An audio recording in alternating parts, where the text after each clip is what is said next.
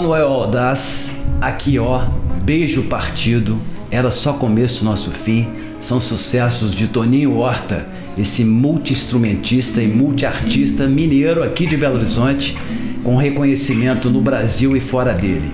Você vai conhecer tudo da carreira dele e da vida pessoal também a partir de agora. Eu sou Luiz Henrique Freitas e o Casa J Videocast já começou.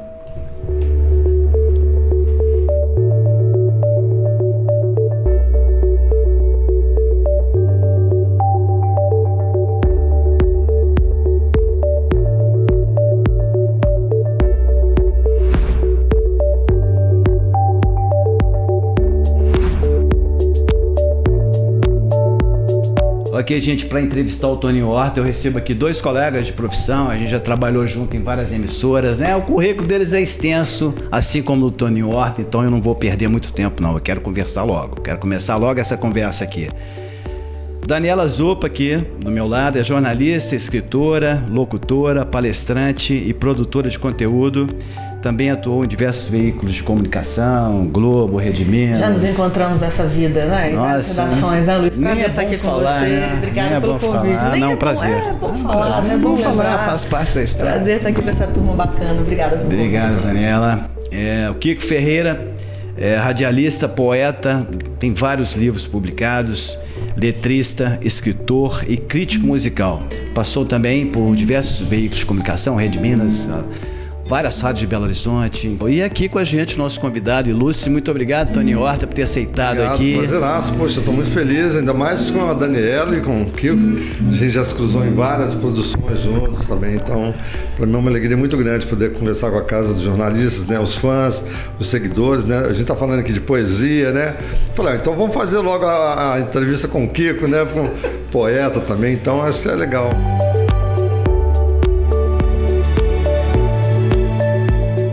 Muito bacana estar aqui. Outro dia eu estava me lembrando, cara, que o Fernando Brant falou assim, você...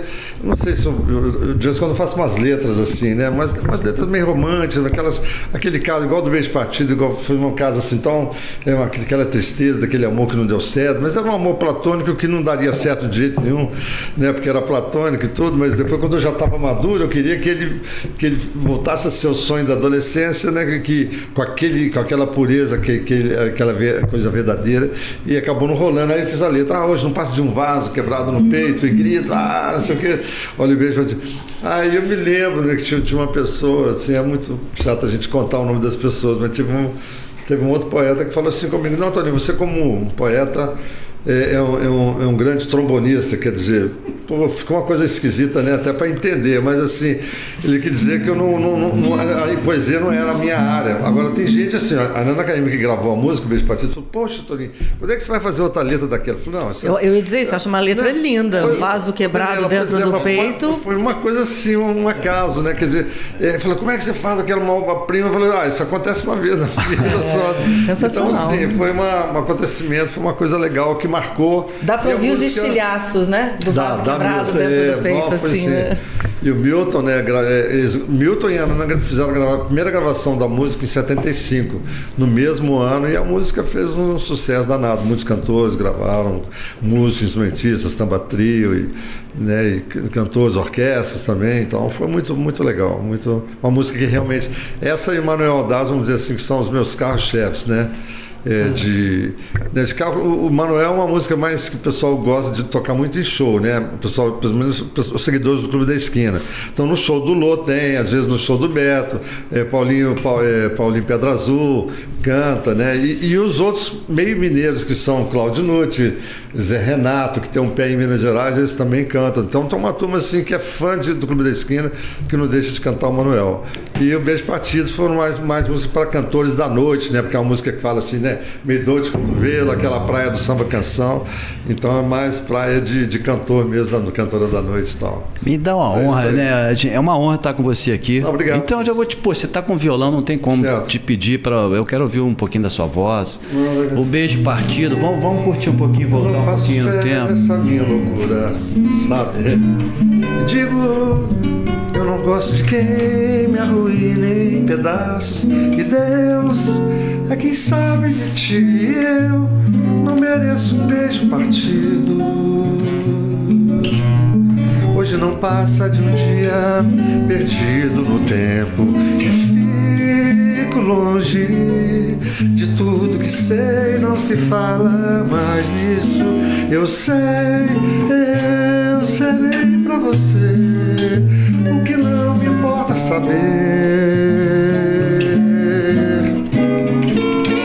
Hoje não passa de um vaso quebrado no peito e grito.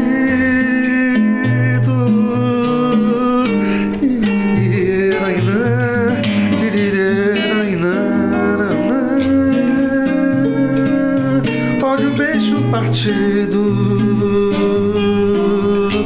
Onde estará a rainha que a lucidez escondeu?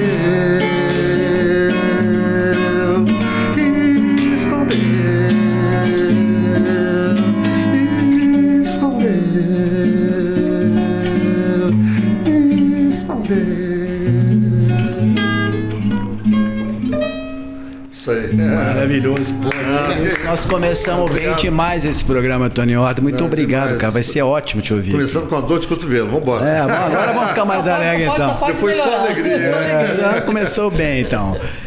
Eu quero te apresentar, né? Claro, Tony Horta é compositor, arranjador, produtor musical e guitarrista.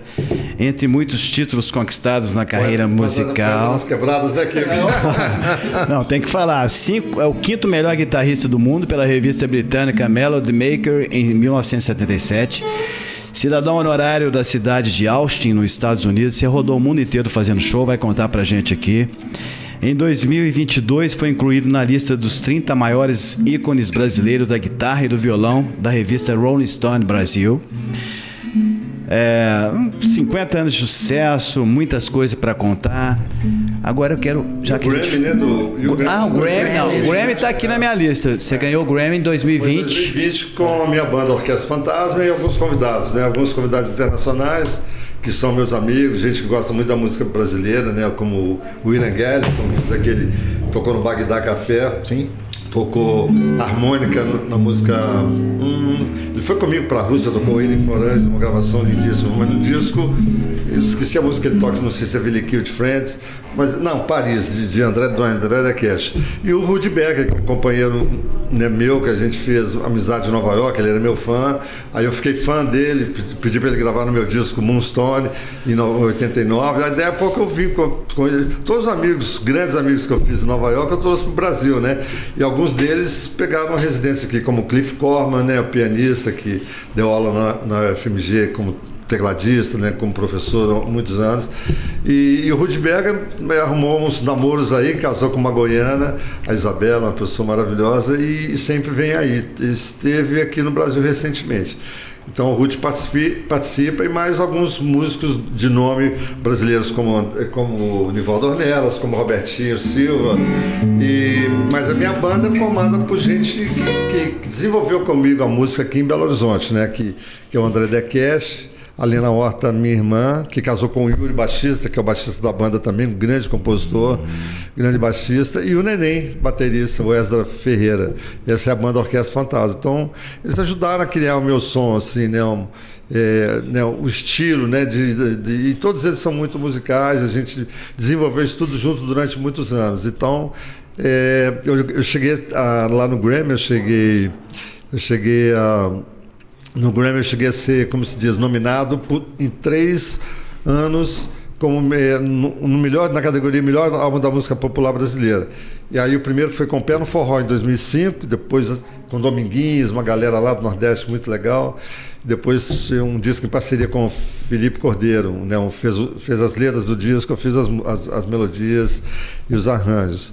Né? E participação do Fagner, Elba Ramalho, foi um disco muito legal. Já em 2011... segunda vez nominado Melhor Álbum, com harmonia e voz, participação do Seu Jorge,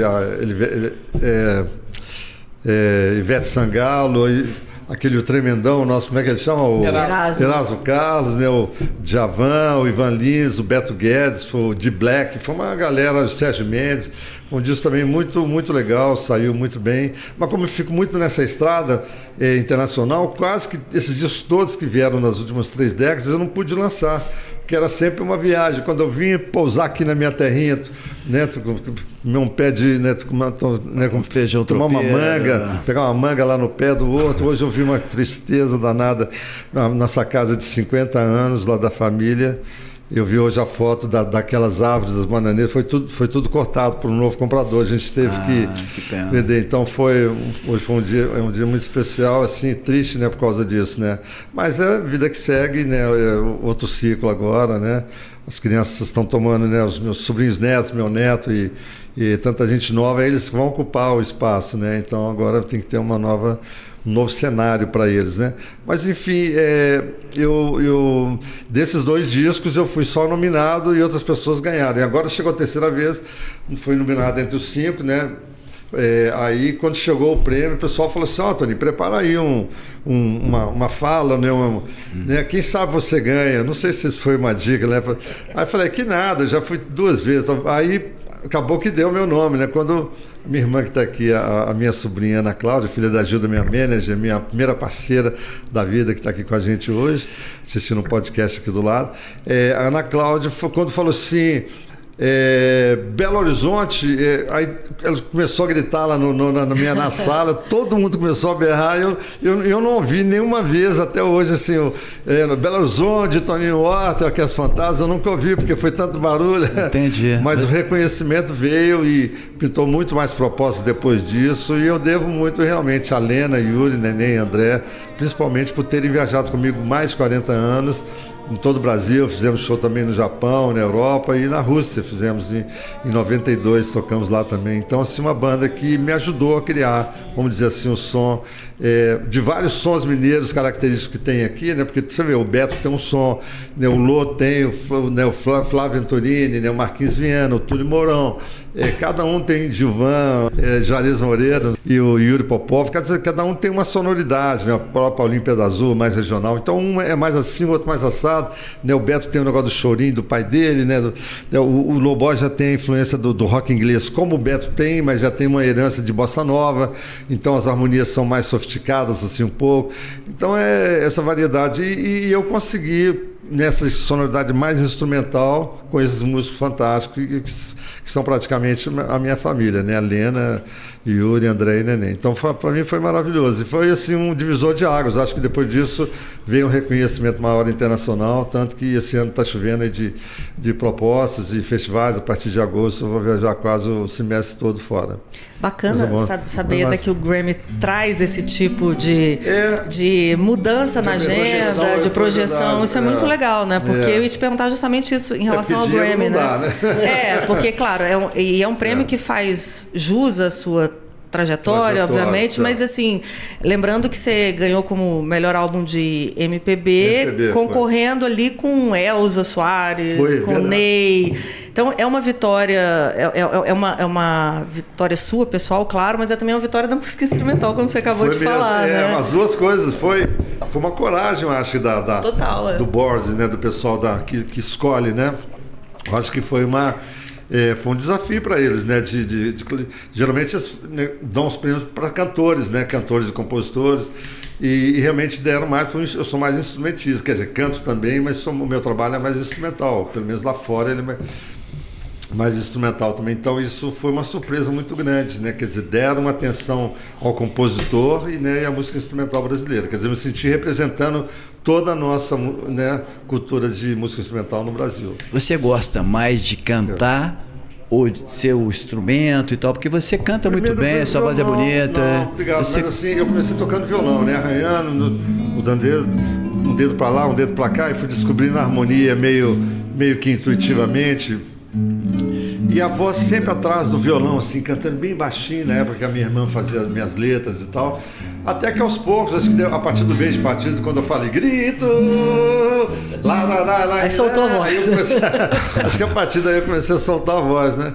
Então, aos poucos a gente vai ganhando confiança e tudo, né? Então, eu cheguei a ganhar, assim, tem uma legião de fãs, de gente que gosta do meu som, do tipo da divisão que eu faço, que é uma divisão bem musical. Eu nunca vou para aquela coisa. E eu que acompanhei muitos cantores, dá para ver a diferença, assim, dos intérpretes com quem eu fui trabalhei como sideman, né? Por exemplo, trabalhei com a Gal Costa, com o Milton Nascimento, Nana Caymmi, Elis Regina, Ivete Sangalo gravou comigo e tal. Poxa, tantos cantores, o Milton e tantos, né, cantores e cantoras lá fora, Astrid Gilberto, Lisa Ono e tal. Então, assim, acho que só uma das cantoras antigas que eu adoraria ter feito era a Elisete.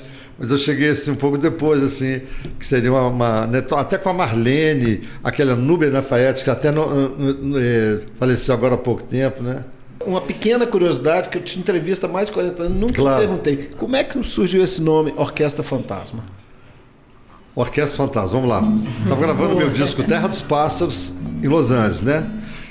O Milton foi gravar, naquela época, um disco intitulado Milton, produção americana, participação do Herbie Hancock, o Wayne Shorter, primeira vez que os americanos iam participar do disco. Aliás, ele já tinha feito o disco Courage, né, com arranjo do Almir Deodato, né, com alguns músicos participando, mas os ídolos dele, que era mais essa geração do jazz, né, aí dos anos 60, né, que era o VSOP, né, que é o Herbie Hancock, o Ron Carter, Tony Williams e o Wayne Shorter. E aí era uma alegria total, né, para a gente que foi acompanhar o Milton nesse disco e encontrar com os americanos. Aí chegamos lá, fizemos o trabalho deles, né, foi interessante. Só contar um caso antes, quando o Milton queria conhecer o Wayne Shorter antes dele ir para o estúdio. E aí subimos a North Hollywood, né, num carro dirigido pelo Paulo Pila, que era um empresário na época, e o Bituca, eu, o Robertinho e o chofer, né, o Paulo Pila, que estava como chofer da gente lá. E fomos subindo com o mapa, subindo a North Hollywood, né, naqueles casarões lindos e tal. Aí chegou na casa lá, aí falou assim, parece que essa casa aqui, vão lá bater na porta. Ela bateu na porta, buzinaram, aí chegou uma mulher com cabelo não desse tamanho assim. Aí eu falei, o pessoal falou, acho que nem aqui não, tal. Aí falou assim, vem cá, o que você está procurando? What happened? What do you want? Né? O que você precisa, o que você quer? Eu falei, não, a gente está procurando na casa do Wayne Shorter, mas acho que a gente errou Falou, não, é aqui mesmo, ele está esperando por vocês. Falei, é aqui mesmo, fez uma cara boa assim, simpático, não, vamos entrar, é aqui mesmo, tal. Aí quando o Milton chegou lá e abriu a porta, né? Aí o Wayne chegou próximo da porta e a gente esperando o Bituca entrar. Aí quando o Bituca entra, o Wayne Shorter, um começa a bater a cabeça pro outro assim, e eles não conseguem emitir e são oh yeah, oh my God, great! Eles conseguiram só falar palavras pequenas, até que eles finalmente deram um abraço. Aí depois desse abraço, relaxou, a gente entrou, né? E nos recepcionaram com um conhaque, deve ser o maior conhaque mais maravilhoso do mundo, que tinha um copo bem grande, assim, aqui o fundo era muito largo e aqui na boca, né, era muito fininho. Então, só de você chegar o copo aqui, você já levava um tombo com o cheiro do conhaque, né? Porque a tampa era muito fina. Aí você já levava. Quando você tomava, então, aí ficou todo mundo maluco, né? Daí a pouco estava todo mundo conversando, se abraçando, falando de música e tal. Mas no final da história, o pessoal falou assim: mas quem é que abriu a porta? Aquela pessoa de cabelão assim. E era Tina Turner. Então, Tina Turner, olha só, vizinha do Wayne Shorter. Aí foi uma noite maravilhosa. Foi ali que nós conhecemos Herbie Hancock. Acabou o disco do Milton, com participação do Wayne Shorter, do Herbie Hancock. Conheci o Hugo Fattoruso lá no estúdio tocando, o Raul de Souza apareceu lá também para fazer um solo. Aí eu peguei esses caras menos complicados, né, que eram mais brasileiros e latinos, né? E o Milton falou assim: Toninho, tá acabando aqui o nosso disco, vai sobrar aí uns 5 dias, tá cheio de fitas sobrando aí, de aquelas fitas de 2 polegadas, né? 346, acho o número dela, e faz um disco, tem o técnico aí, tem estúdio, faz um disco aí, chama o Ronaldo para fazer uma lista com você. E aí fizemos uma pré-produção de lista de músicas que já tinha prontas, e começamos a gravar as bases do Teto Espaço. Gravei tudo com o Hugo Fattoruso, com o Novelli, que viajou com a gente de baixo, né? O Ayrton Moreira estava lá, tocou bateria também, o Robertinho tocou, e o Raul de Souza, e foi aí que eu comecei a gravar o Terra dos Passos. E no primeiro dia, antes de gravar o primeiro acorde no disco do Milton, a gente recebeu o cachê, coisa rara, né? Mas você vai chegar nos Estados Unidos, é alta produção americana, né? Você já recebe tudo na hora, né? Aí pintou lá, não sei se foi $5 mil na época, só sei que deu para comprar 2 guitarras No mesmo dia que eu peguei a guitarra, no dia seguinte fui lá na Guitar Center e comprei aquela Birdland, que hoje custa uma cacetada de grana, foi em 76. Comprei essa e uma guitarra preta que o Lô tocou muito tempo, lembra? Uma 335. Eu vendi pro Lô. A Birdland está aí até hoje, está lá em Nova York. Que quebra o braço, várias vezes, com uma guitarra muito sensível, assim, tem que ser na fábrica mesmo. Então, aí eu comprei e gravei os discos. Então, aí o disco chama exatamente o nome da guitarra, é Gibson, modelo Birdland, Terra dos Pássaros. Então, aí que surgiu o nome. E a Orquestra Fantasma surgiu porque o Fattoruso naquela época usava muitos teclados, Minimoog, aí tentava fazer som de trompa, e eu com pedal de violino tentava fazer som de violino, aquelas coisas, então virou a Orquestra Fantasma. E aí o nome pegou. Um nome ótimo, ótima história, ótima história. A história é boa, o nome é bom também. Sabia que a história era boa, por isso que eu finalmente perguntei. Mas foi aí, nasceu tudo na Califórnia. Produção lá minha do Ronaldo, meu parceirão no disco Terra dos Pássaros, e está aí distribuído pela Dubas, né? Hoje é tudo internet, né? Aqueles papos que a gente estava falando, né? Que sim. Hoje mudou um pouco tudo, né? Mas é isso aí, o nome né, vingou, ficou uma coisa interessante, assim, né? Um barato. Essa produção musical sua hoje, você se dá muito bem com a internet, porque antigamente é o que você falou, a gente tinha tem que disco entrar, vinil, tinha CD, agora... A gente tem que entrar, né, Daniela? Igual você está falando que você faz tudo em casa, os programas, tá cheio de... Uma revolução, né? Revolução. Mas por um lado ficou muito mais fácil, né? Fazer uma produção de um disco, de vários instrumentos. Eu acho que facilitou.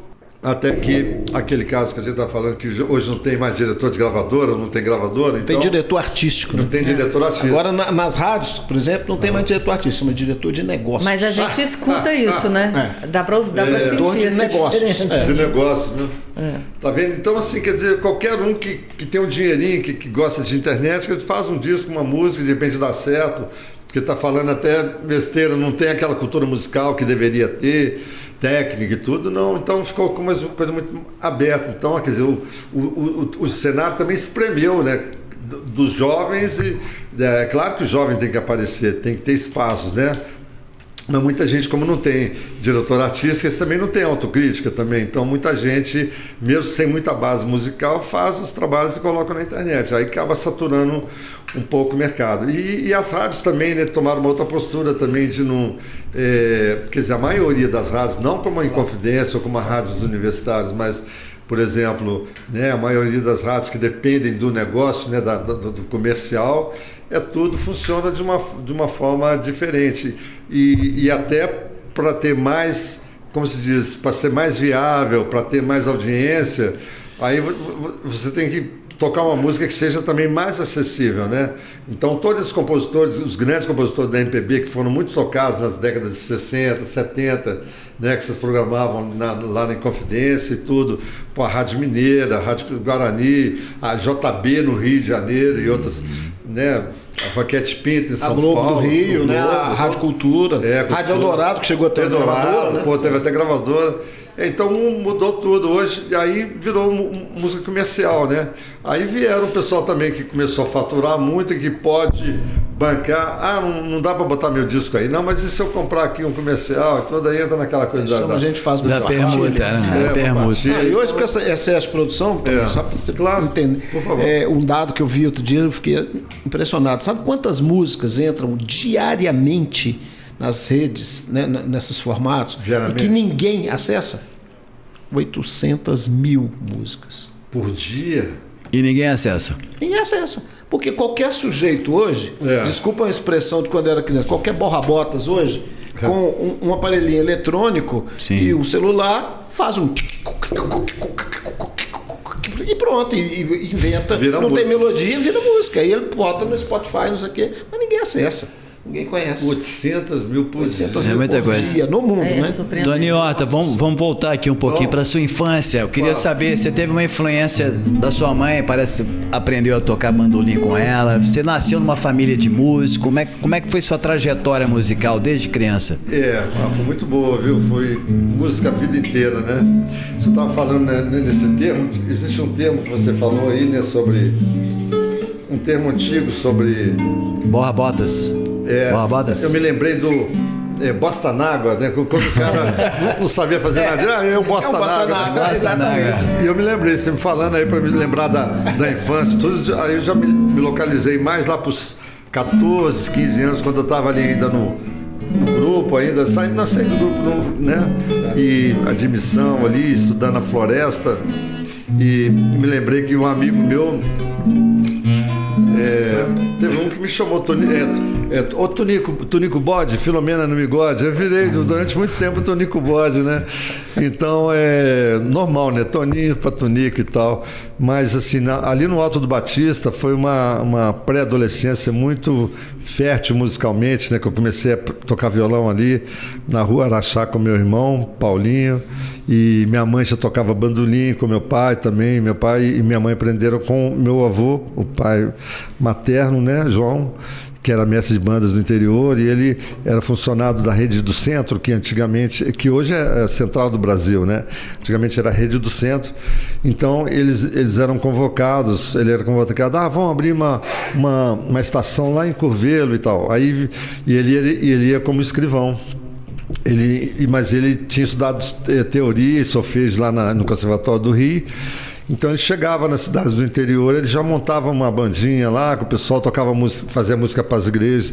Até hoje em Taverava, todo dia de Santo Antônio, que é 19 de junho, uma data assim próxima, é o dia que ele...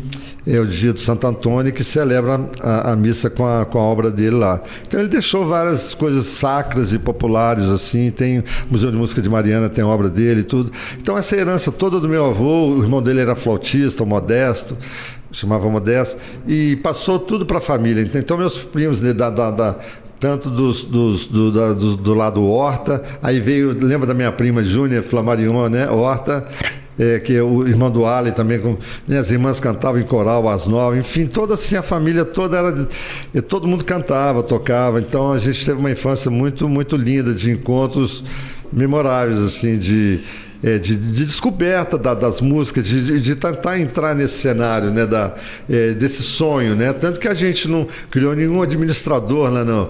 Então a nossa riqueza que a gente conseguiu ter depois de 50 anos de estrada é mais uma riqueza musical e cultural que a gente tem, né? Eu não fui por esse lado. Até quando eu morei nos Estados Unidos, eu fiquei lá 1 ano e meio, o tempo máximo que eu fiquei. Falei, se eu ficar mais tempo aqui, eu vou virar um músico mais ligado no business, porque a coisa é muito séria. Se você quiser dar bem, você vai conseguir, mas você tem que fazer um pouco o jogo do coisa. Aí eu vim embora, né? Então eu corri um pouco da raia para não virar um marqueteiro. Eu preferi sempre continuar na estrada, na inspiração musical. Foi sempre mesmo um desafio próprio, uma coisa meio de audaz, né, não, Daniela? Muito, uma música audaz de Toninho Horta, né? Já diz um ótimo título lá do Doc. Toninho, eu quero pegar carona nessa pergunta do Luiz para falar um pouquinho dessa assinatura, né? Desse jeito Toninho Horta de tocar. Que é uma assinatura que os próprios músicos reconhecem, enfim, para dizer desse jeito de tocar guitarra e tudo mais que você, na verdade, inventou, né? Tem a ver com as suas harmonias, mas tem a ver com as suas composições também. Claro. Então, eu queria te perguntar, uma curiosidade que eu sempre tive, como o Kiko falou anteriormente, acho que é uma pergunta que eu nunca te fiz. Vamos aproveitar para perguntar tudo que a gente vocês nunca perguntaram. Vamos aproveitar, vamos falar tudo. E nunca teve coragem. Alguma coisa porque, assim. na verdade, como é que você inventou isso? Foi ouvindo muita música? Foi intencionalmente pensando em fazer alguma coisa que não havia sido feito antes de você? Porque a gente sabe, né, Kiko, que é um jeito, inclusive, muito imitado entre músicos de jazz no mundo inteiro, e você sabe disso muito bem.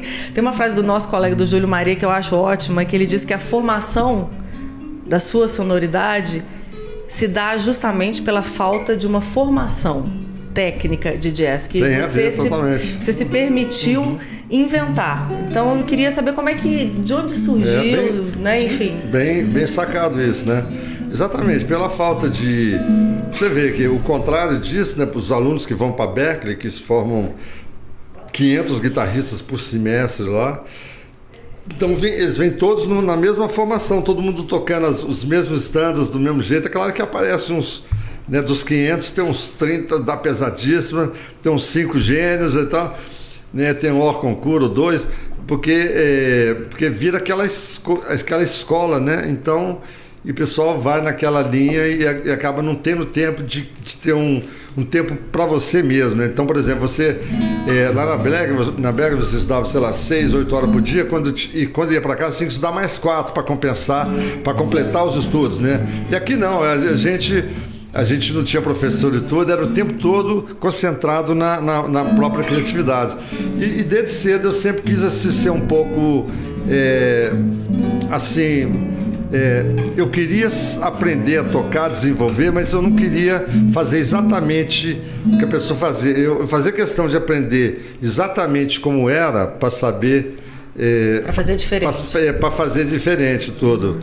Né? Eu já não chegava a distorcer, não, quero saber como é que era ali, como é que funciona, como é que é a forma da música. Então isso tudo eu fui concebendo aos poucos, né? E eu cheguei a dar uma masterclass na Berklee, que é da maior escola de jazz do mundo, né? Se não for a maior, americana, lá em Boston. E eu falei, gente, eu aprendi harmonia mudando um dedinho para lá, um dedinho para cá. Então foi assim que eu fui descobrindo as inversões, né? Pegava uma nota aqui, botava ela oitava acima, ou tentava uma nota solta.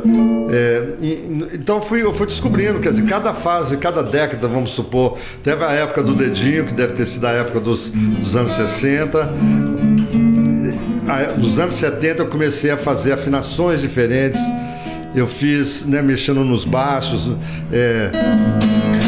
com todas essas minhas inspirações, a mesma influência que eu tive do jazz, eu tive um pouco do pop também, e o jazz que meu irmão ouvia quando eu tinha 6, 7 anos de idade. Então imagina, quer dizer, um pré-adolescente que nasce ouvindo, né, jazz todo dia com o irmão, né? Em casa minha mãe tocava aquelas valsas do avô dela, colocava música clássica e tudo, né? Eu chorava com 8 anos ouvindo a Rádio Mineira, né? Aquele acalanto do Dorival, cantada pela Nana Caymmi, né? Eu chorava todo dia. E quando eu via orquestrações de Tchaikovsky, né, dos Strauss da vida e tudo, eu chorava. Eu só vim conhecer os mais modernos, Debussy, Ravel, já com 20 e poucos anos. Mas antes eu chorava ouvindo esses clássicos todos românticos, né, vamos dizer assim.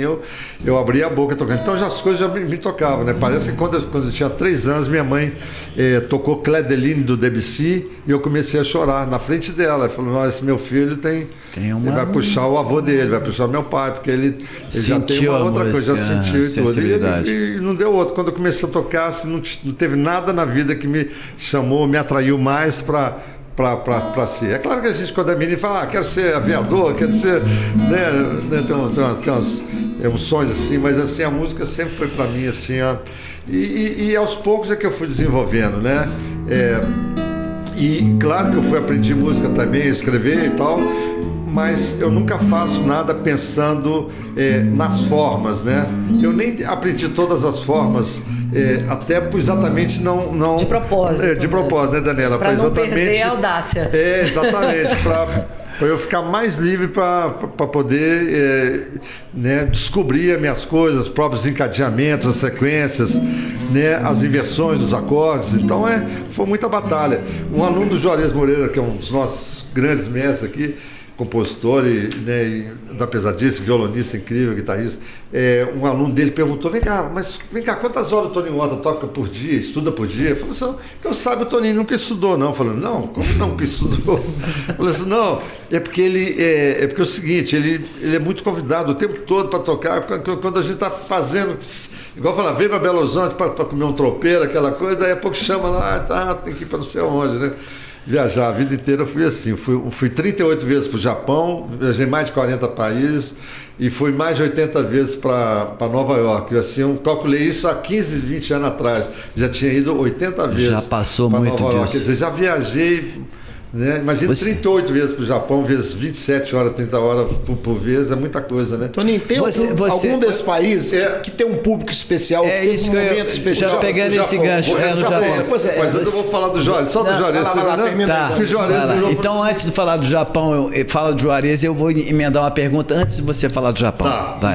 Vai. Então tá. Juarez. Então, aí o Juarez falou pro aluno dele, não, o Toninho, ele é muito convidado, ele aprende no caminho, no processo de... Então, meu processo de aprendizado foi exatamente tocando com outras pessoas, tocando em banda. Estudo é tocando, né? Você estuda tocando. Tocando, exatamente. Que eu não tive, né, aquele negócio de ficar fazendo escala todo dia. Às vezes eu faço um pouquinho, mas não chega a meia hora, entendeu? Só para manter e tudo, né? Um pouquinho, mas assim, a vida inteira foi mais na criatividade. Isso deu uma expansão que as pessoas reconhecem meu trabalho, não só como jeito de tocar, a pessoa ouve a guitarra em algum dia e fala, aquele é o Toninho, né? E as melodias também, que são as melodias mais avançadas naturalmente. Por exemplo, antigamente, né, na época do choro, usava muito acorde com sexta, né?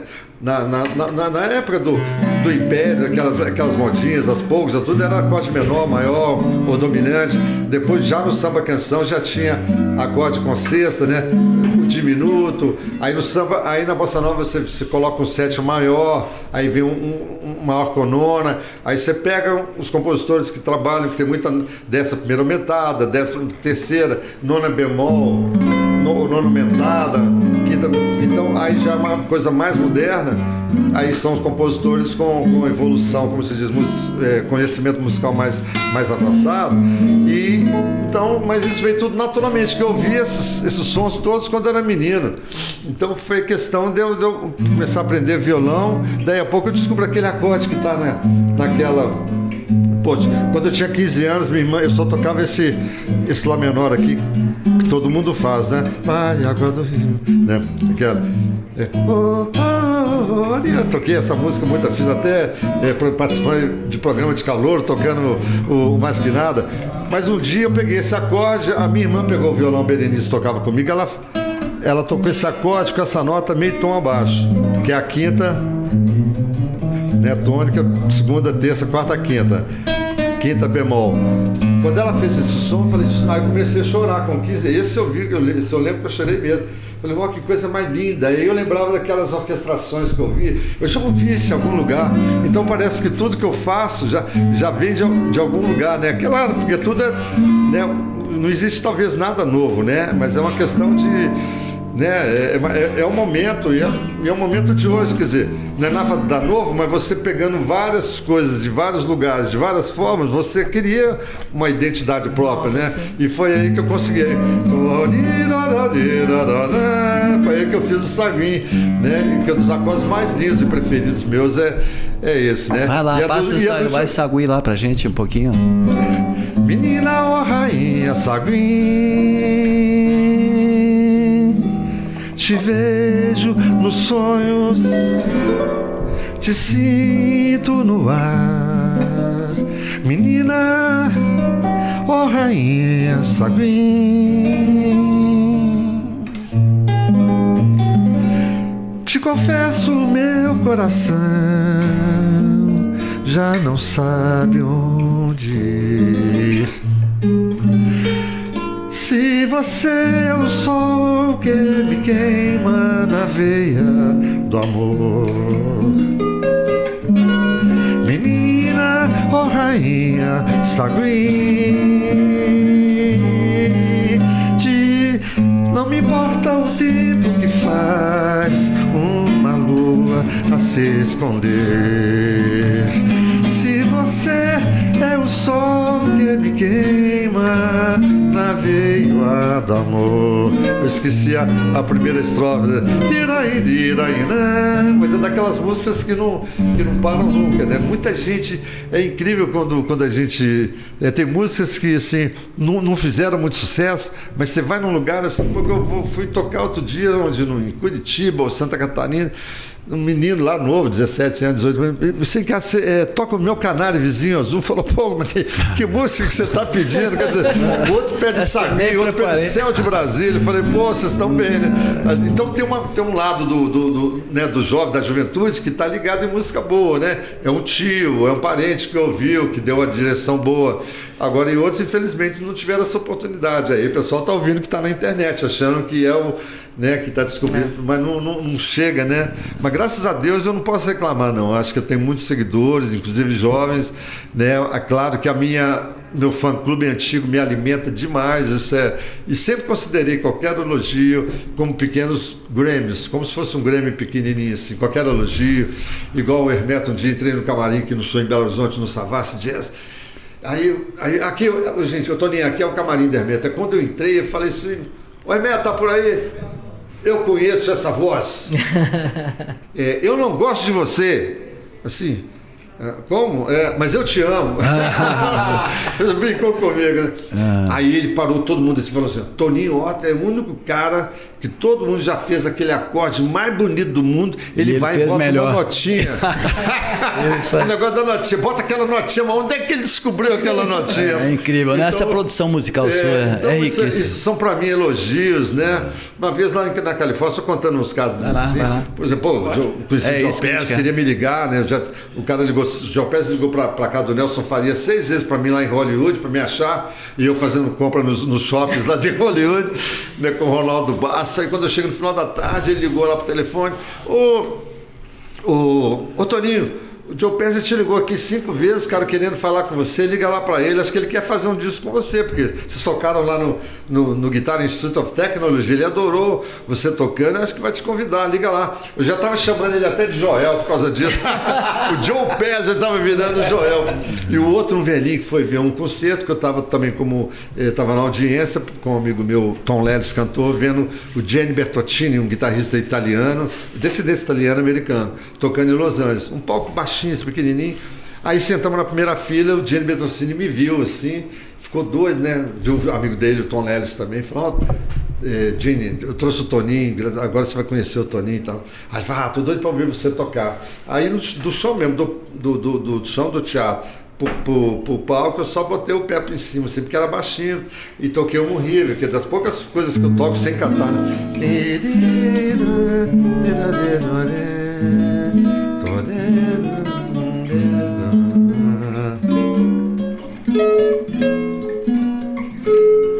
Aí eu comecei a tocar, aí daí a pouco um velhinho de chapeuzinho assim, de terno preto, bateu assim: "What's your name?" Toninho Horta. Write your name for me. Aqui, escreve seu nome assim, eu quero procurar todos os seus discos. Olha só que coisa incrível. O cara já devia ter quase uns 90 anos, ele morreu um pouco depois dessa época. Aí quando ele foi saindo assim lá, a gente pergunta, né, vamos ver quem é esse cara, né? Aí era o guitarrista da banda do Benny Goodman, tocou com o Benny Goodman, das maiores orquestras do mundo, famosas de jazz lá da Califórnia, tocou mais de 50, 60 anos com o Benny Goodman. Quer dizer, os caras sabiam tudo de música, mas os caras viram um negócio diferente. Sacou também. Então, que você fez ali. Então assim, essa é que é a vantagem de você não estudar, né? Quer dizer, mas você tem que procurar ralar para fazer. E eu nem achei que eu queria esse caminho de descobrir uma individualidade. Eu queria realmente não fazer igual. Eu achava que de um instinto assim mesmo de criação mesmo. Não tinha nem esse interesse de ser diferente, mas a vida foi te levando. Isso é que deu certo. A produção musical sua, Toninho Horta, é uma coisa fantástica mesmo. Poucos músicos brasileiros, eu acho que conseguiram, né? Conseguiram chegar lá. E eu ia te perguntar, já voltando aqui, você disse que se emociona, né, em alguns momentos, aí quando você descobre um acorde novo, você descobriu uma coisa, quando ouviu uma coisa. Até hoje você ainda se emociona quando você faz um som novo, você ouve alguma coisa que te toca? Assim, de chorar não, mas assim, de reconhecer que é bom, de que me dá uma novidade assim, e com certeza, às vezes, quando eu ouço música de gente que manda para mim, ou alguma coisa no arranjo, ou mesmo, né, na sequência da música, ou da melodia, ou a mistura disso, né, da sequência harmônica, que não adianta fazer uma sequência harmônica também diferente se não tiver uma melodia, né, que claro. É igual a poesia, né, tem a ideia, mas tem o enfeite, tem todo o tratamento, tem que ter a lógica, né, tem que ter a história, tem que ter um punhado de coisas, né? Tem música... tudo, né, ritmo, melodia, harmonia. Hoje esse é um problema, né, da maioria dos músicos jovens, que eles não sabem muitos, né? Não sabe o que é melodia direito, não sabe o que é harmonia, né? E usa, digamos, o ritmo do eletrônico. Então não sabe pegar um instrumento sem nada eletrônico e fazer uma coisa no ritmo. Né? É verdade. Então nós estamos num momento. Sério, tem um amigo meu, o Leonardo Magalhães Gomes, que é um cara que fazia o programa de jazz na Guarani, é um escritor, né, um historiador. Ele falava isso, tem hora que tem que procurar com lupa o nível, porque é tão baixo, né, que você pega umas músicas que você não tem que procurar com lupa. Você não sabe como é que a pessoa conseguiu gravar. Tem que procurar com a lupa onde que está o nível. Mas tem algum nome, você está falando que você tem ouvido, recebido, tem algum nome, alguns nomes mais novos assim que te chamaram a atenção nos últimos anos? Assim? Eu vou falar da minha sobrinha, da Diana Popov, que não é por estar em família, assim, ela também pegou essa herança, filha da Lena e do Yuri. O Yuri é uma descendência russa. Então imagina, quando a gente tocou na Rússia com a Orquestra Fantástica em 92, a gente viu as pessoas se emocionaram muito. Teve gente que chegou para cumprimentar a gente no final, o som de vocês parece que a gente está numa floresta. Pô, imagina, eu sou fã dos maiores músicos do mundo, para mim é o Rachmaninoff, compositor. Aí tem Prokofiev, aí tem dezenas, centenas de outros caras maravilhosos russos, né? Mas o Rachmaninoff é o meu preferido. Então a Rússia tem uma história de vida, de cultura incrível, né? Coisa cultural é muito forte. E o Yuri trouxe, né? Querendo ou não, veio alguma coisa com ele de lá, né? E aí mistura com o Catopedo, que ele morou lá em Montes Claros, né? E a Lena, que a gente tem herança de índio mesmo, de Pegalaço, o bisavó do meu pai foi Pegalaço no sul da Bahia, que é dos índios cariris. E a minha mãe veio do lado português, né? De Conde d'Horta, não sei o quê. Então, uma mistura muito grande. E eu acho que aí a Diana, ela começou, ela era muito fã, né, de música em geral, mas como ouvia demais o pai dela e o tio dela, ela fez quase que uma mistura, mas ela encontrou um caminho próprio. Exatamente, ela não estudou regularmente, né, como se fala, formalmente, estudou até flauta, música, saber fórmica, diamento, harmonia, ela não estudou não, então ela fez tudo autodidata, né, como autodidata, e ela criou um tipo de sequência com acordes que lembram alguma coisa minha ou que lembra do pai dela, mas só lembra uma vez ou outra, mas daí a pouco ela coloca um outro acorde que entendeu? Que até não é um acorde muito diferente do que todo mundo toca, mas ela juntou aquelas peças do quebra-cabeça de forma diferente e soa uma música incrível, uma música bem jovem, engraçado que as melodias delas são alegres e as letras também, o Marcinho fez, vários poetas fizeram, as letras são alegres. Então a música dela fica uma música leve, gostosa de ouvir, ela canta macio, mas com a harmonia toda complexa, ninguém entende. Fala, mas como é que pode uma coisa dessa? Ela é uma das pessoas assim, né? Tem um cara chamado John Charnot, filho do João Batista, que era baixista do Milton Nascimento, é um cara, um compositor assim, precioso, assim, um cara que tem uma linha de trabalho muito, muito moderna, muito linda. Eu conheci também um tal de João Salinas, irmão do Tico da Costa, do Rio Grande do Norte, um cara assim fenomenal também. O próprio Pantera, que morou muito tempo em Belo Horizonte, né? Ele tem todo aquele jeito do como é que você fala, o comediante nordestino, né? Que ele imita quem é o João Bosco. Ele vai fazer serenata nas 3 horas da tarde na casa de não sei quem. Ele é todo assim romântico, todo puro, né? Mas ele é altamente criativo também. Ele fez umas melodias e harmonias incríveis. O Pantera também, assim, um cara muito fera. E em Fortaleza tem o Lucas Arruda também, que eu já chamei para trabalhar comigo. O Lucas, um cara muito talentoso, o pai dele era músico também, então ele veio do rock pesado, como se fala aquele, não é o rock, não é a heavy metal, não, é do... eu não sei, um desses rocks aí, meio... pode ser um... Hard rock? Não, um desses aí. Punk não, né? Porque punk é não, 3 notas, né? Mas ele misturou o rock com a música popular brasileira. É um cara também que procurou esses caminhos a monte, que acho que é o mais difícil. Olha, apesar de eu considerar... o que na poesia, vou te contar, o que na poesia seria a melodia? Porque, por exemplo, eu entendo música assim, a melodia é a rainha. Um cantor, quando vai cantar uma melodia, né, de um bom compositor, ela não pode mudar a música, né? Da segunda vez pode mudar uma notinha ali de artifício, mas você vê que todos os cantores respeitam. Estou falando em geral, todo mundo canta, 95% eles cantam a melodia que está ali. Então, agora, a harmonia é como você vai vestir, né? O tipo da roupa, né? Ou mais punk, ou mais leve, ou mais esportivo, ou isso, ou aquilo e tal. E a questão do ritmo é o vibe que você está. Eu acordei meio deprimido hoje, então você vai tocar balada, vai tocar, né, uma bossa nova, lenta, triste, dor de cotovelo. Agora, o dia que eu acordo animado, eu quero tocar um funk, uma coisa mais assim. Então, e você pode colocar qualquer melodia e ritmo, qualquer canção em qualquer ritmo. Se você tiver talento, você consegue colocar a música, vestir ela de várias formas. O que seria a melodia no caso da poesia, por exemplo? O que é o principal que você acha na poesia? É uma pergunta que eu estou te falando. Eu acho até, Toninho, vou contar um caso rápido. Eu acho que é diferente. Por exemplo, eu estou lançando meu livro novo agora, que é o livro infantil, e eu fico constrangido de ler os poemas, que eu acho o seguinte: a melodia quem tira é o leitor. Vou contar um caso rápido que me deu essa curiosidade. Fala sobre isso. Eu estive com a Cássia Eller 1 mês e pouco antes dela morrer. Sim. Que a Cássia, eu conheci ela, fui o primeiro cara a entrevistar a Cássia. E depois ficamos amigos, né? Toda vez que ela vinha, ela me chamava para gente conversar.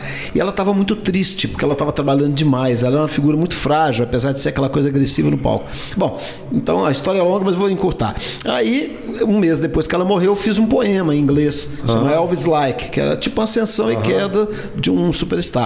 E aí passei para o Afonsinho, né, meu parceiro. Falei: Afonsinho, faz essa música, mas é triste, é para uma mulher que morreu, pô. Então eu queria uma coisa meio Leonard Cohen, sabe? The price of fate is love and hate. Aí o Afonsinho passa 1 mês assim, me manda uma fita, não era um CD. Ele fez um rock meio Santana, sabe? The price of fate is love and hate. Não foi assim, não é nada disso. Aí, anos depois, ele foi gravar um disco de blues chamado Bluesing, todos em inglês. Aí, o Fábio Leite, meu amigo jornalista, né, falou com ele, estava procurando música, e falou: pega aquele poema do Kiko e transforma num blues. Isso, tem que ouvir. Ficou incrível. Ficou um blues maravilhoso. Porque o blues tem essa coisa da tristeza também, né? Claro, e ficou lindo. Então, assim, o mesmo cara tirou 2 melodias completamente diferentes do mesmo poema, da mesma letra. Então eu acho que o leitor é que escolhe. Muitas vezes, já aconteceu, por exemplo, o próprio Murilo Antunes com o Tunico Mercador, quando eu era adolescente, eu ia nas performances dele de poesia, né? E tinha uns caras que eu não aguentava, assim, ler Allen Ginsberg, aquelas coisas todas complicadas, complexa, né? Mas aí o que o Toninho e o Tunico e o Murilo faziam? Faziam uma coisa nessa época do audiovisual. Então eles faziam as performances com imagens e eles lendo os poemas. Isso, a hora que eu achei a dicção que o Tunico deu pro Allen Ginsberg, eu falei: agora eu entendi. Entendeu? Então, muitas vezes você precisa do intérprete. Depende do intérprete, né? Então, é isso. Eu acho que o melhor da poesia é não ter uma dicção só. Por isso que eu adoro aqueles álbuns, a melodia do Drummond, né? Por exemplo, quando saiu aquele álbum do Drummond, da fonograma, porque o Drummond é aquela vazinha, né? Aí a hora que eu ouvi aquele disco, eu fiquei pasmo, porque você vê, por exemplo, a morte do carteiro, um negócio trágico. Aí o Drummond recita: a morte do carteiro, não sei o quê. Fica um negócio meio sem graça. Mas tem coisas. Caricato, né? Mas tem coisas não, que você vê que são maravilhosas, né? Então eu acho que isso, eu acho que o bom da letra, né?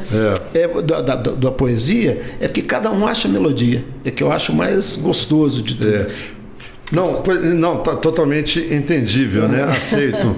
Mas eu falo a poesia em si, independente da música também, no caso. É onde eu queria chegar. Sim. O que seria a melodia de uma frase poética sua? O que não pode de uma frase da poesia? Na poesia? Você eu acho elemento, que a forma... Eu, inclusive, faço isso. O ritmo da minha poesia tem a ver com a forma que eu coloco na página. porque o meu poema ele já sai diagramado. Entendeu? Então, se fala tudo é livre, é diferente de tudo é livre. Então, se você escreveu na linha só tudo é livre, ok. Agora, se botar tudo é livre, já mudou. Então, você escreve a melodia ao colocar no papel o poema. Eu acho que é por aí. Isso aí já pode ser um aspecto musical da poesia, né? O Toninho Horta teve quase 40 vezes no Japão. O público japonês deve te adorar. Inclusive a família imperial, né? Porque você fechou. Você fez uma apresentação. Mas eles nem cumprimentam, né? A gente chega assim a 2 metros, aí abaixa. Não, mas esse é o cumprimento. É o cumprimento, Só movendo a cabeça. Foi muito lindo, assim, mas é uma honra também, né? Para nós brasileiros, para você, para a família imperial. Na comemoração dos 500 anos do Brasil, foi o único convidado no ano 2000. O único músico brasileiro convidado. Não, peraí, tá certa essa conta, não? É 500 anos de Brasil, não? 1.500, não. mas 500 é 2000. 2000. Mas isso, 500 anos de descoberta. 524. Aí tem várias interpretações. Então é isso mesmo. Aí eu fui o único artista brasileiro convidado pelos embaixadores. Não, mas você já tinha ido lá 30 e tantas vezes no Japão. Não, aí isso foi em 2000, né?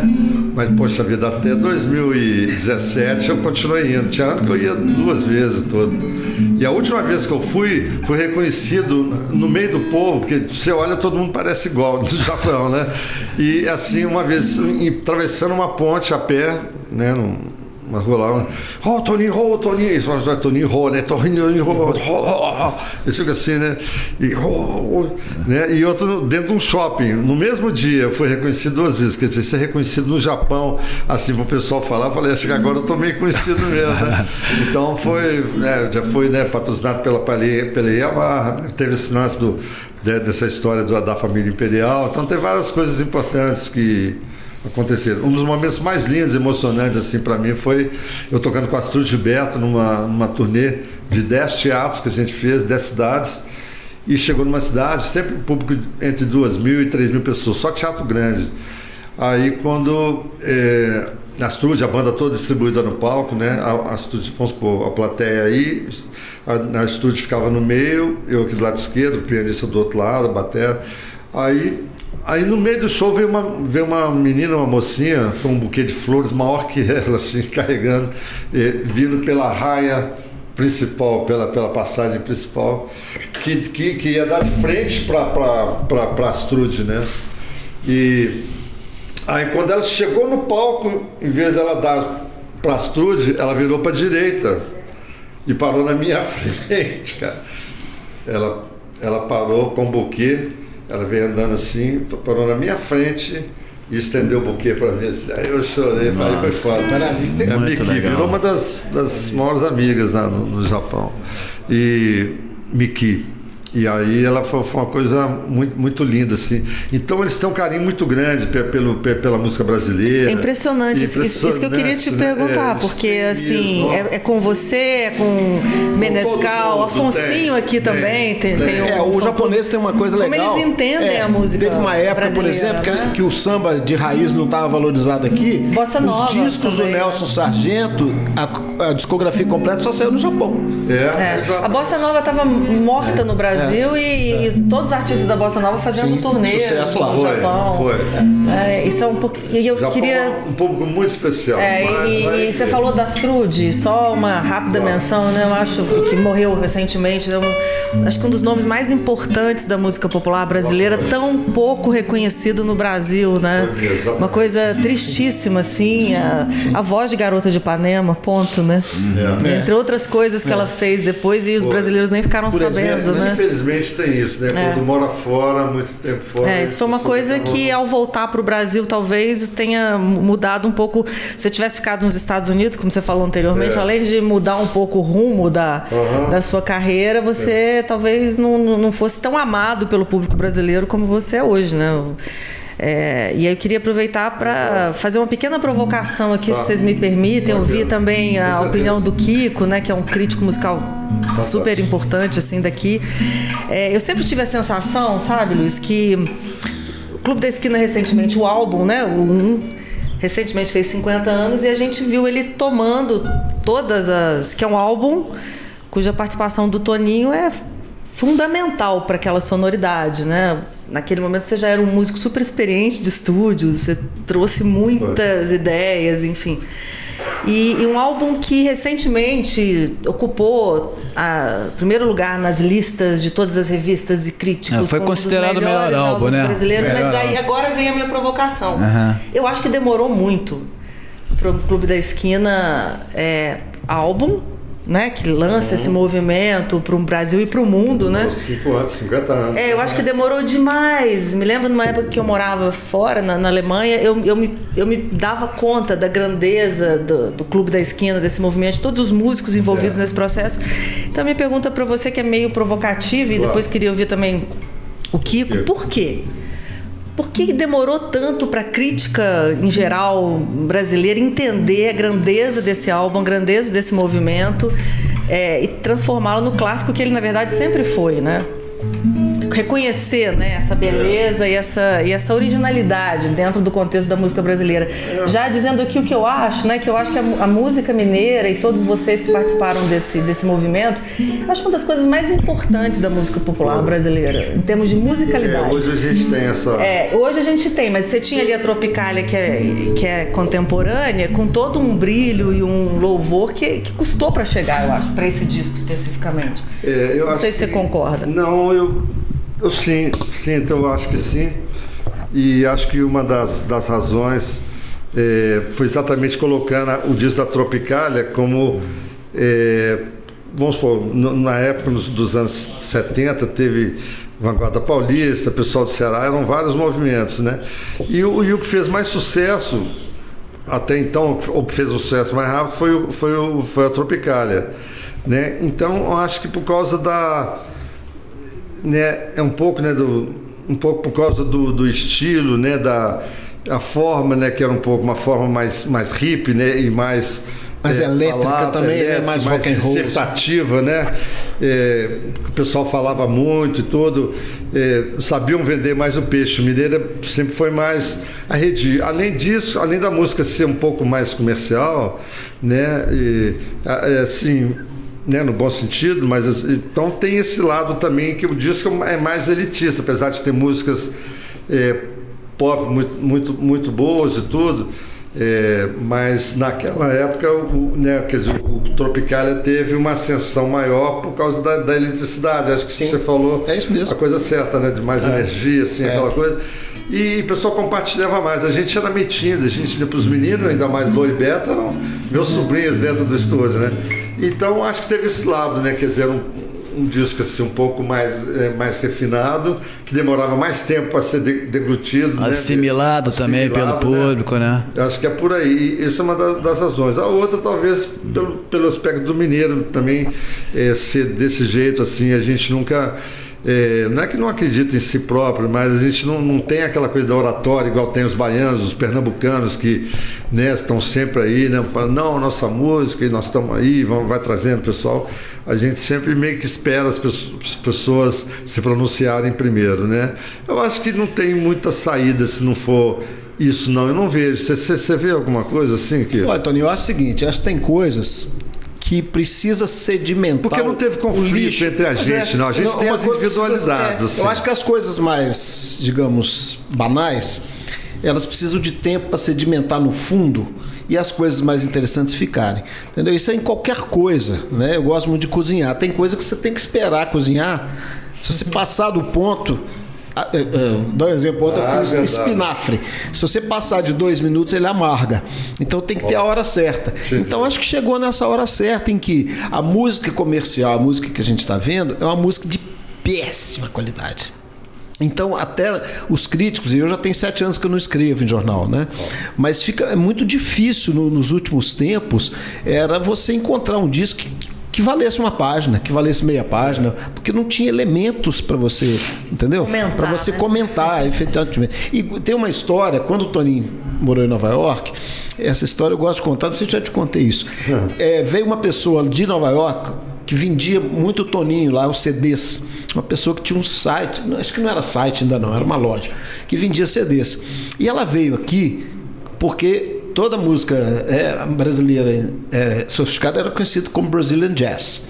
E ela veio aqui e falou assim, não, eu quero um título, porque a música, e acho que o Juarez estava lá também, falou assim, não, porque o Juarez e o Toninho eu não posso chamar só de Brazilian Jazz, eu preciso achar, essa música de Minas Gerais é muito rica, eu quero ir. Ela passou uma semana aqui, nós fizemos várias, quer dizer, uma amiga minha que trouxe e me pediu para ajudar. Então uma semana a gente encontrou com os músicos, americana. E ela falou assim, um dia foi com produtores, um com jornalistas, um com mais ou menos esse grupo de 140 e 156 que escolheram o Clube da Esquina como o melhor disco brasileiro de todos os tempos. Então, ela saiu daqui assim, não é possível. A diversidade da música desse estado não cabe num rótulo, entendeu? Não cabe, porque Minas é o estado síntese. Entendeu? Ele tem samba, ele tem funk, ele tem rock, ele tem tambor, ele tem tudo. Então não cabe num título. Ela saiu daqui com rótulo que ela nunca usou, mas ficou divertido. Gerais Music, The Sound of Minas. Porque Gerais Music é Gerais. Legal. Não cabe no rótulo. Bacana. Não é só uma bossa nova, não é só um rock. É muito mais que isso, né? Eu tinha que falar, não, mas foi só o petit comitê que participou dessa conversa. Que o Gerais já se remete mais a Minas mesmo, né? Fala Brasília, fica meio... né? Exatamente. O Clube da Esquina, voltando lá pro Clube da Esquina, como é que foi a sua entrada pro Clube da Esquina? Você conhecia todas aquelas pessoas ali? Essa mistura musical, esse conteúdo musical que você levou pro Clube da Esquina, né? Porque a gente tem o rock ali mais básico, mas aí quando entrava o Tony Horta, o negócio, peraí, o negócio aqui... Foi uma série de coincidências, né? Eu tinha 15 anos para 16, quando os meus irmãos faziam sempre umas horas dançantes lá em casa e tocavam os discos mais o rei icônico da vida, o pessoal dançava, as minhas irmãs cantando aqueles musicais e tudo, e no final só ficavam os músicos e só ouvindo música de jazz até de madrugada. Foi numa dessas que eu vi o Chiquito Braga fazendo um Lá menor com esse acorde, fazendo um punhado de pestana diferente, que aí dava espaço para os outros dedos tocarem também, né?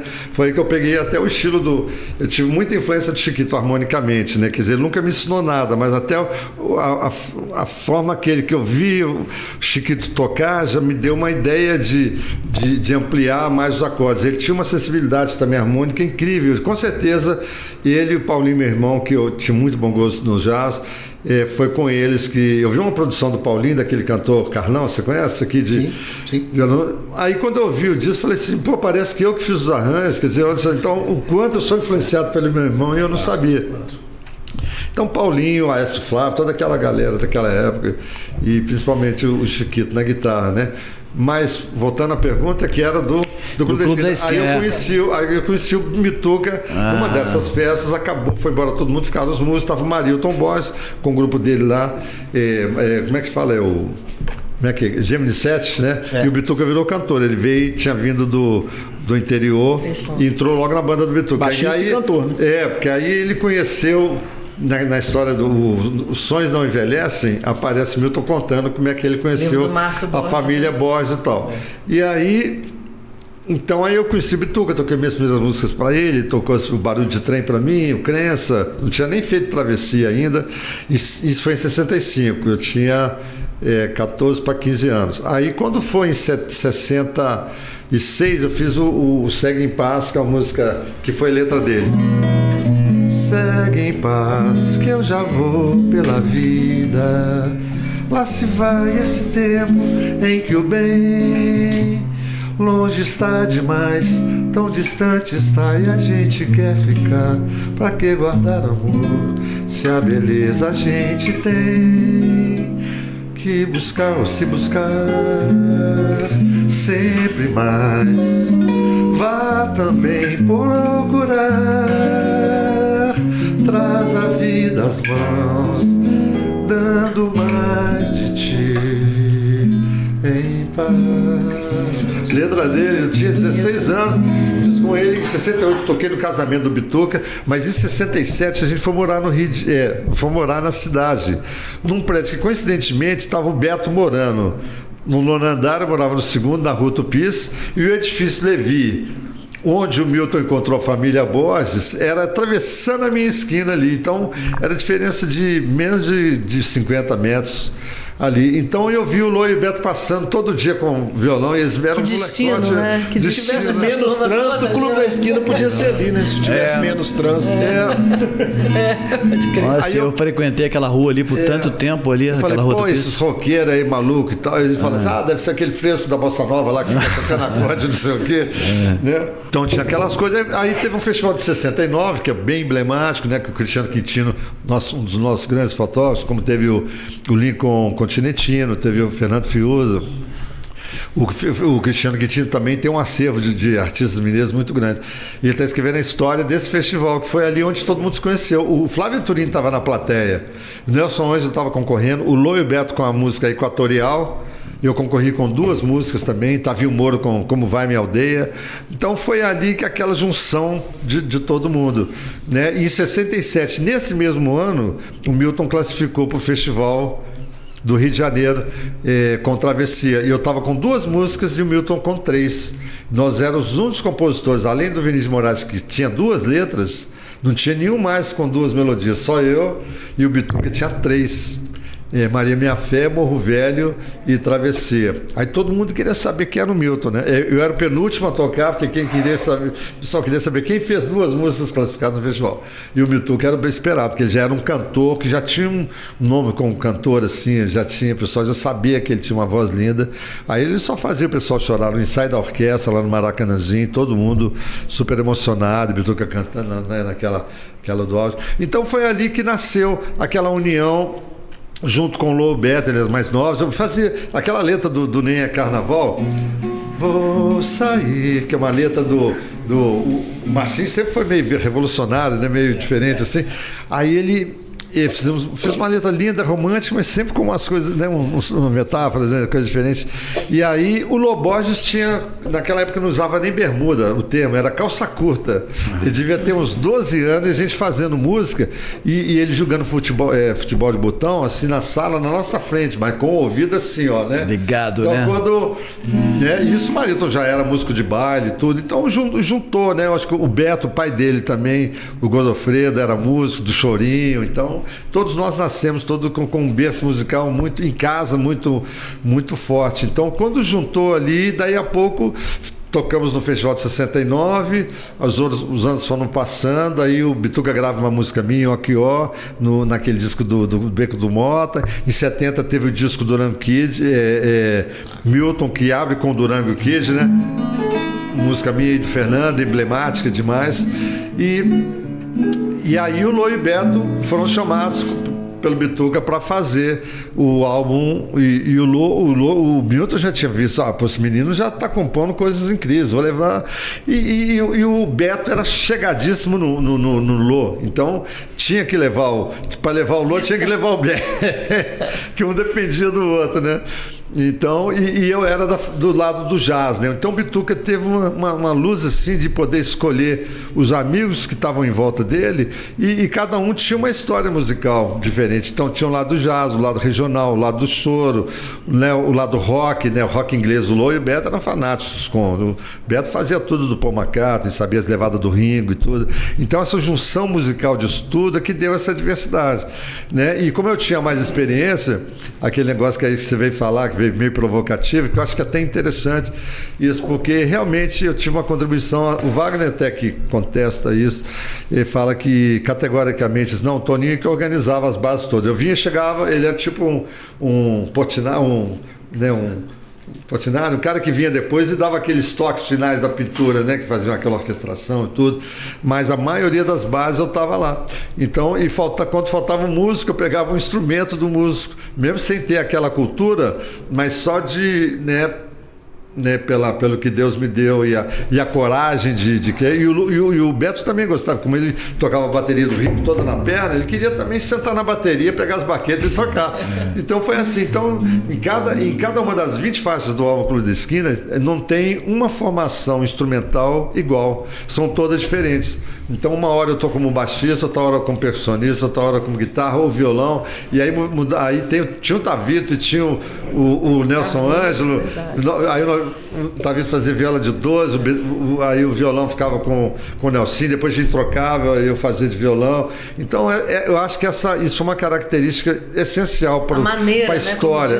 Como foi feito, né?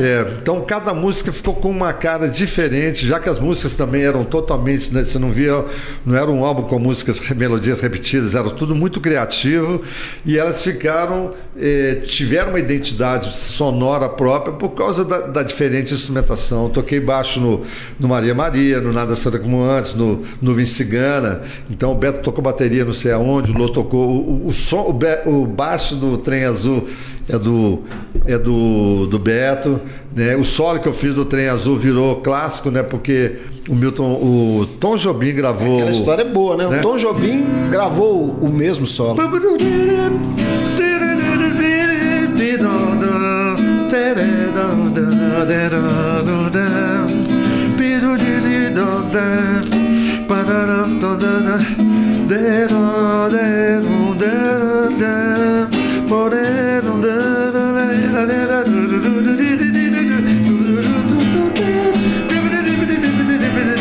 Sol, pega o trem azul, você na cabeça. O sol, pega o trem azul, você na cabeça. O sol na cabeça.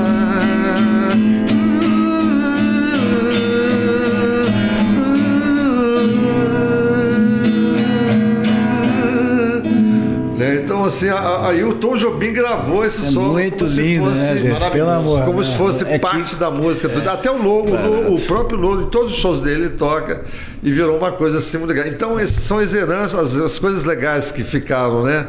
Além da gente ter contribuído com a sonoridade e tudo, eu ainda ganhei esse prêmio do Trem Azul de todo mundo. Quando toca a música, parece que é parte. Faz o som. Faz o som. Virou, né? Tudo, Parte integral. Cara, foi muito que, lindo. olha, que bacana uma história linda. A gente é lindo. Amiga, é uma pena assim, que a gente não teve aquela coragem de, talvez, né? Lembrando que a Daniela colocou, de mais cedo, talvez, por exemplo, em 89 para 72, quantos anos eram? 17. Eram quase 20 anos. A gente fez um projeto, lembra, Minas em Concerto? Claro. Né? Então estava Lô, Beto, eu, Flávio Venturini, que já não tinha participado do primeiro, mas entrou no segundo Clube da Esquina. Wagner, aí baixista Paulinho Carvalho, o Neném de batera e a gente, acho que era isso, né? E Paulinho Carvalho, baixo batera, essa banda. E ali, os produtores, eles fizeram o evento para finalizar no dia do aniversário do Milton. Ele morava em São Paulo, para ele ir. E o Bituca não foi nesse dia lá que era o último dia do clube, todo mundo esperava por ele lá. E aí foi uma pena, porque a partir dessa época entraram vários empresários que tiraram ele do rumo, assim, tipo assim, o Clube da Esquina não. Você que é o Milton, você que é o cara. Já quiseram dar uma descolada nele, tipo né? assim, uma descolada. Então você que é o mito, você que é o cara. E aí a gente não perdeu a oportunidade de juntar, porque muita gente falava assim na época, vocês são os Beatles brasileiros, sei lá o quê, né? Mas a gente poderia ter tido muito mais destaque se tivesse um pouco mais de união. A gente se vai nos shows um do outro, assim, tal, na medida do possível, mas é por causa do estilo do mineiro mesmo, né? Eu acho que a gente é um pouco assim, sei lá, desconfiado, e os empresários sempre ficam de olho no artista que vai dar um rendimento para ele. Talvez tenha faltado esse entendimento de como o Clube da Esquina foi resultado dessa, claro, como você mesmo disse, o Milton soube reunir todo mundo em torno desse projeto, mas a força daquele disco é a força do coletivo.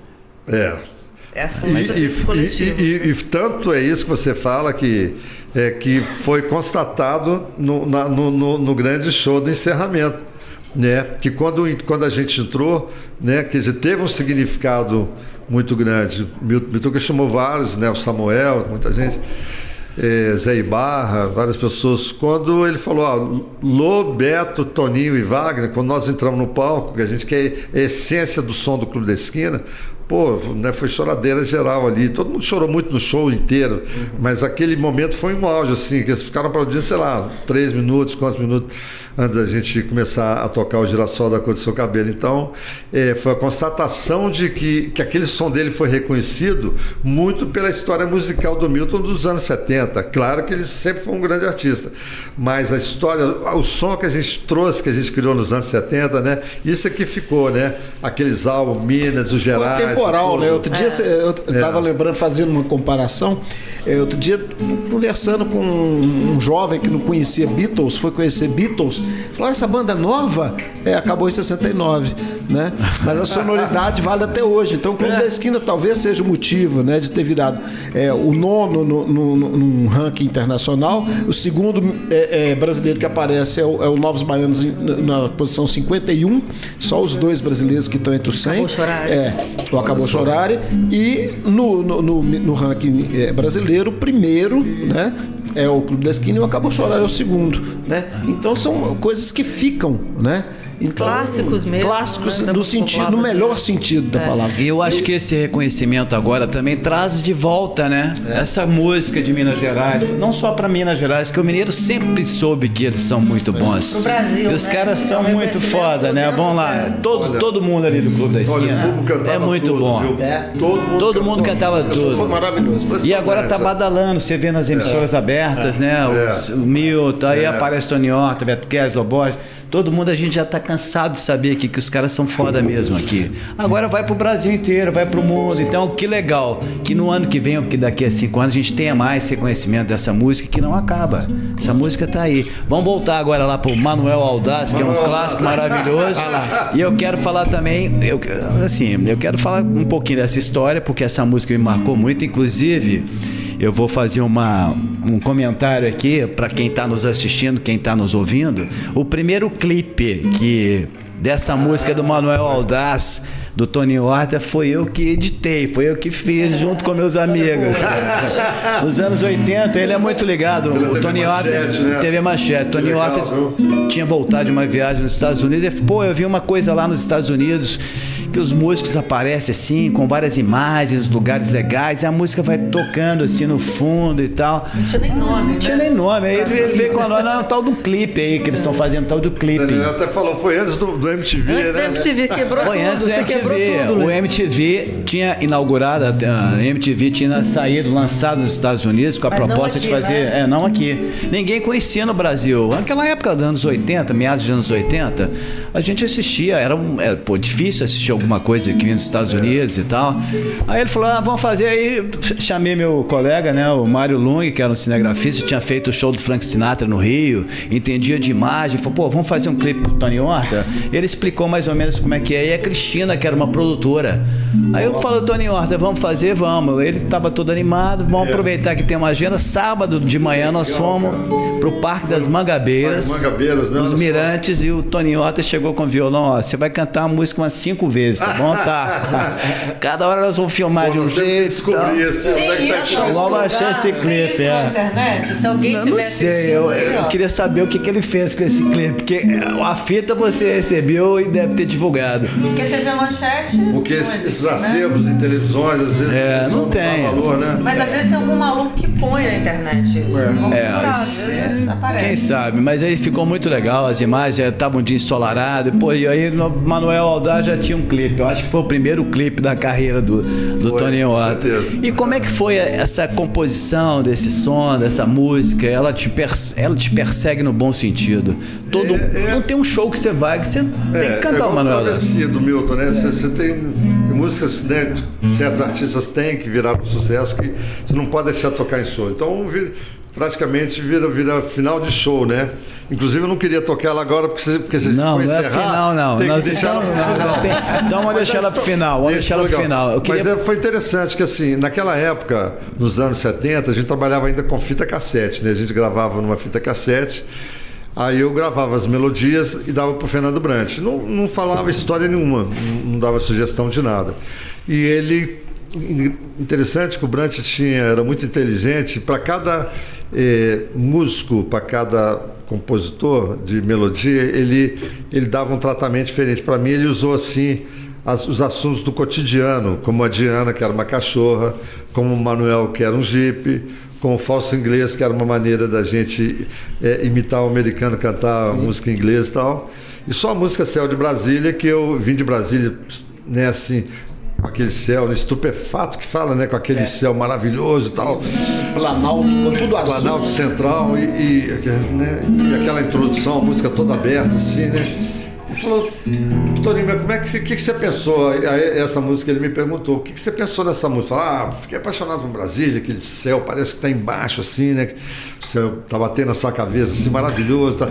Ele falou assim, mas infelizmente eu não vou poder fazer não, porque eu nunca fui a Brasília. Eu falei, se vira, cara. Se vira aí, porque tem que ser essa música aí. E ele era o cara, né?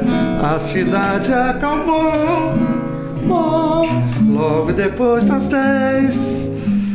Nas janelas a fria luz da televisão, divertindo as famílias. Saio pela noite andando nas ruas, lá vou eu pelo ar, asas de avião, me esquecendo da solidão, da cidade grande, do mundo dos homens. Num voo maluco que eu vou inventando e vou até ver nascer o mato, o sol da manhã, as folhas dos rios, o azul, beleza bonita de ver. Nada existe como o azul sem manchas do céu do Planalto Central,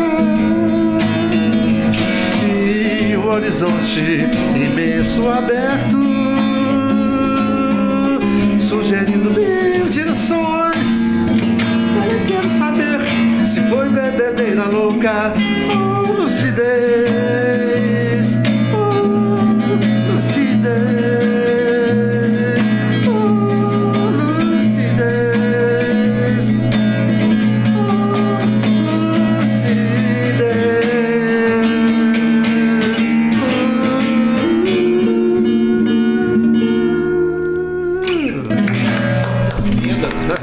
Potência, né? Muito bom. Aí o Brant simplesmente arrasou na letra. Quer dizer que ele fez essa letra sem nunca ter ido a Brasília, cara? Não sabia dessa também. Que coisa, incrível, né? só o Fernando. Só o Fernando, né? O cara foi sensacional. Vamos falar de um outro... eu te interrompi, mas eu quero falar de um outro grande amigo seu, Pat Metheny. O Pat, né? Como é que você construiu isso? Como é que é a relação até hoje? Pat virou um deus da guitarra para mim quando eu descobri no disco... Um disco branco dele com quarteto em 79, um ano antes dele conhecer o Brasil. Aí adorei o disco dele. Até o Nivaldo Ornelas estava na Modern Sound no Rio de Janeiro. Falou, Toninho, compra esse disco aí que eu já ouvi, o cara é muito bom mesmo, Pat Metheny. Já era uma mistura de um jazz mais country, mas um cara com muitas boas influências do jazz tradicional, mas mais moderno assim e tal. E a banda, com Lyle Mays, Mark Egan, Danny Gottlieb, era uma banda fantástica, um quarteto. Aí vieram tocar no Monterey Rio Jazz, Monterey Festival. Foi eles, o Weather Report, foi o primeiro festival de jazz que eu vi. Maravilhoso. O Weather Report veio naquela época, aquele do chapéu, não tinha? O Heavy Weather, aquele projeto. Maravilhoso. E veio a banda do Pat também. Aí, claro que a gente foi ver o espetáculo e conheceu o Pat, né? Aí o Ricardo Silveira conhecia, falou, não, vou te apresentar o Pat Metheny e tal. Aí acabamos nos encontrando, aí a Célia Vaz foi aluna dele lá na Berkeley, ele falou assim, não, vou fazer um ramo pra vocês aqui e tal, vamos chamar o Pat. Aí no dia que eu toquei com o Pat a primeira vez, parecia que a gente era amigo de adolescência do Clube da Esquina, que a gente se inteirou tanto tocando, e falou, vamos gravar um disco, já falou até a banda, assim, vai ser o Herbie Hancock, o Charlie Hayden de baixo, Naná Vasconcelos de percussão, Jacques Dejonette e eu e você. Falou, eu sou facinho, você que tem muitos managers aí, é mais complicado, né? Aí pedi para ele gravar no meu disco 2 músicas, que era o Prato Feito e o Manuel Audaz. Aí ele fez um solo lindo do Manuel, o solo do final do Manuel, ele fez e virou uma coisa histórica. É muito longo, mas deveria ser um solo que tinha que todo mundo gravar também depois do Manuel, porque essa música ficou muito valorizada com o solo que ele fez. Bom, aí ficamos amigos e tal, e depois ele veio morar aqui em Belo Horizonte, não, morar no Rio de Janeiro, mas veio com o Lael Mês, lá no Clube da Esquina, fez aquela pesquisa, assim, falou, pô, o som desses caras é foda mesmo. Foi aí que ele conheceu o Bituca depois e todo mundo, né? Já sabia de nome, mas pela primeira vez, depois é que ele veio para conhecer todo mundo. Aí compraram 40 discos, a maioria dos discos LPs, tudo dos mineiros aqui, tudo. E aí, quando foi 4 anos depois, eu estava gravando um disco, quando alguém me mostrou no estúdio o Last Train Home. Quer dizer, que é a cara do Manuel Aldaz, não tem nenhuma influência, assim, aparentemente, total. Só um pedacinho da melodia, mas tem todo o vibe, né? Daquela coisa da estrada. Igual de uma vez eu estava viajando pro Rio de Janeiro de carro, lá na perto ali, chegando em Juiz de Fora ali, perto ali daquela cidade, Santos Dumont, né, tinha um cara que passava por mim com a cara alegre, tudo buzinando, falei, pô, o que é esse cara? Aí ele passava na minha frente, daí a pouco eu passava na frente dele, daí a pouco ele na minha frente de novo, ele sempre rindo pra mim, buzinando, até que eu fui parar, falei, vem cá, você me conhece? Qual é a sua? Ele falou, não, porque eu tô ouvindo o Manuel. Eu tô ouvindo o Manuel Daz aqui. E eu tinha que te parar para te falar isso. Sensacional. Né? Então, e aí quando eu vi, e esse momento eu chorei, mas foi daquela tristeza assim de, falei assim, porra, não foi eu que fiz a música, mas a música tem toda a inspiração do Manuel Aldaz. Então, assim, muitos americanos foram conhecidos, assim, esses caras assim que se inspiram, né, em algumas coisas ou pegam quase que literalmente alguma coisa e transformam, depois a gente compra aquilo, mas a matéria-prima foi toda, né, fornecida assim, tal. Então foi ao mesmo tempo uma decepção assim, falou, pô, mas né, não tem nada a ver, mas tem tudo a ver. Inclusive na época quando ele veio, o Pet depois veio na época que ele namorou Sônia Braga, né, a Suzy lá no como é que chama ali no Leblon, na Vieira Soto, não sei. Aí ele me levou, eu e o Flávio Venturini, tudo. Aí começamos a gravar no sampler dele lá. De repente, no próximo disco dele também tinha uns sons parecidos. Falei, esse pessoal não brinca em serviço. Mas assim, foi inspiração, né? E ainda bem que ele é um cara talentoso e tudo. Aí a gente começou a viajar, se encontrava nas viagens, dias quando encontrava em Nova York. Nunca fomos amigos íntimos assim, não, mas sempre manteve uma amizade, um respeito. E a curiosidade maior dos produtores, todos os festivais de jazz que a gente fazia na Europa, nos Estados Unidos e tal, o pessoal falava assim, vem cá, quando é que nós podemos juntar você e o Pet? Eu sempre falei assim, não, eu sou facinho. Eu sou igual arroz de festa, o negócio é com ele. Com ele. Aí, até que, e tinha uns caras que falavam assim, os mais jovens perguntavam assim, vem cá, mas quem ensinou pra quem? Quem é que foi influenciado pelo outro? Vocês parecem tudo. Quando ele foi ouvir lá em casa os meus discos, eu fiz um almoço para ele, a Gilda morava no Rio de Janeiro, eu estava fazendo um dos poucos pratos que meu irmão me ensinou, o Paulinho, que era bom de cozinha, estava fazendo um macarrão a alho e óleo com brócolis e um peixe. Né? Assado, né? Mas ele demorou quase 3 horas. Aí já tinha ouvido meu disco, estava ouvindo pela 3ª vez o disco Terra dos Passos. Então ali acho que ali, porque a sonoridade dele era só quarteto. Quando ele lançou o disco que tem o Last Train Home, já era um disco cheio de cores, de movimentos e tudo. Foi, né, uma inspiração dele total. Mas muita gente me perguntava mas ele foi bom, aquela dia lá do peixe, foi muito bom. Mas ele viu meus discos e falou, pô, Tony, você ouviu os mesmos discos que eu ouço, só que ele tirava tudo, né? Pelos álbuns e pelos discos, e eu não, só ouvia, só absorvia. E ele era catedrático de tirar tudo, né? Era um grande seguidor do Wes Montgomery e tal. Enfim, aí cansaram de perguntar, já estava cansado de ver gente perguntar, vem cá, quem é que ensinou para quem, não sei o quê. Aí eu explicava que a gente tem mesmo as influências e tal, não sei o quê, eu adoro também o Wes Montgomery e tal. Até que um dia eu falei, pô, agora tive uma sacada, aquela ideia, daquela lâmpadazinha que acende assim. Falei assim, pô, por que eu não lembrei disso ontem? Pergunta para mim, sim. Então, quem influenciou quem? Quem influenciou quem? Eu e o Pet Metheny? Isso. Pô, eu sou mais velho, cara. É claro, essa é a resposta. E se você não desse essa resposta, eu ia dar pra você. Você primeiro, veio cara. Antes, velho. Pô, tá pensando começou mais cedo. Não, brincadeira, só pra resolver, né, Daniela? Boa, resolveu. Mas eu me inspirei muito nele, assim, foi muito bom. Um cara muito categórico. Resolveu mineiramente. Mineiramente, de uma forma boa. Boa resposta. Mas tem coisa boa, tem coisas muito divertidas que a gente viu por aí, viu? Foi muito Tony legal. Você continua assim, fazendo shows, sua agenda tá cheia? Sim, agora mais. Você prefere agora ficar no Brasil, viajar? Eu teve um tempo aí que eu fiquei ano passado lançando a minha academia virtual, né? Aí fiquei enfronhado uns meses, depois eu tive muito ocupado entre abril e maio, muitos shows, né, no Sesc e outros lugares, alguns outros estados. Agora, junho e julho deu uma esvaziada, mas a partir de agosto eu vou para uns 7 países. Mas assim, eu vou agora para a Itália, volto, depois vou para a Suíça e vou para Nova York, terminar o meu disco americano só cantando músicas em inglês, com os clássicos, né? I love you, My Romance, tudo cantando em inglês, em bossa nova e tudo. Já tem, né, nome o disco? Standards and Stories, né, produzido pelo Sandro Albert. Então o disco já está pronto, gravamos com uma pequena orquestra, já está muito adiantado. Eu tenho que terminar, mixar, botar uma percussão, mas já está muito lindo o disco, sim. Mas assim, é porque eu sempre fui meio independente, sempre fui um pouco de Frank Zappa, né? Eu adoro Frank Zappa e ele também sempre fazia as produções dele, que é uma forma legal de você ter liberdade musical, né? Porque se eu tivesse diretor de gravadora no meu pé, né, eu não ia me dar coragem para seguir como eu seguia a minha música. O Zappa foi muito legal. Eu nunca tinha visto você citando o Zappa, porque o Zappa é um cara que fez de tudo, né? Tudo. Ele fez música para orquestra, né? E fez aquelas coisas malucas dele. Malucas, né? E fez uma história, não sei se todo mundo sabe, né? Porque ele era muito irônico, tinha umas letras enormes, né? Então muita gente não gostava dele por causa disso. Então ele falou, pô, toca mais guitarra, toca mais. Aí ele tem um álbum triplo que chama Shut Up and Play Your Guitar, que é só instrumental. E aí ele vai tocando aquelas músicas, depois fala. E vai, é muito legal. É maravilhoso. Um dos álbuns que eu gosto mais é o Hot Hats, que é um descasso também, né?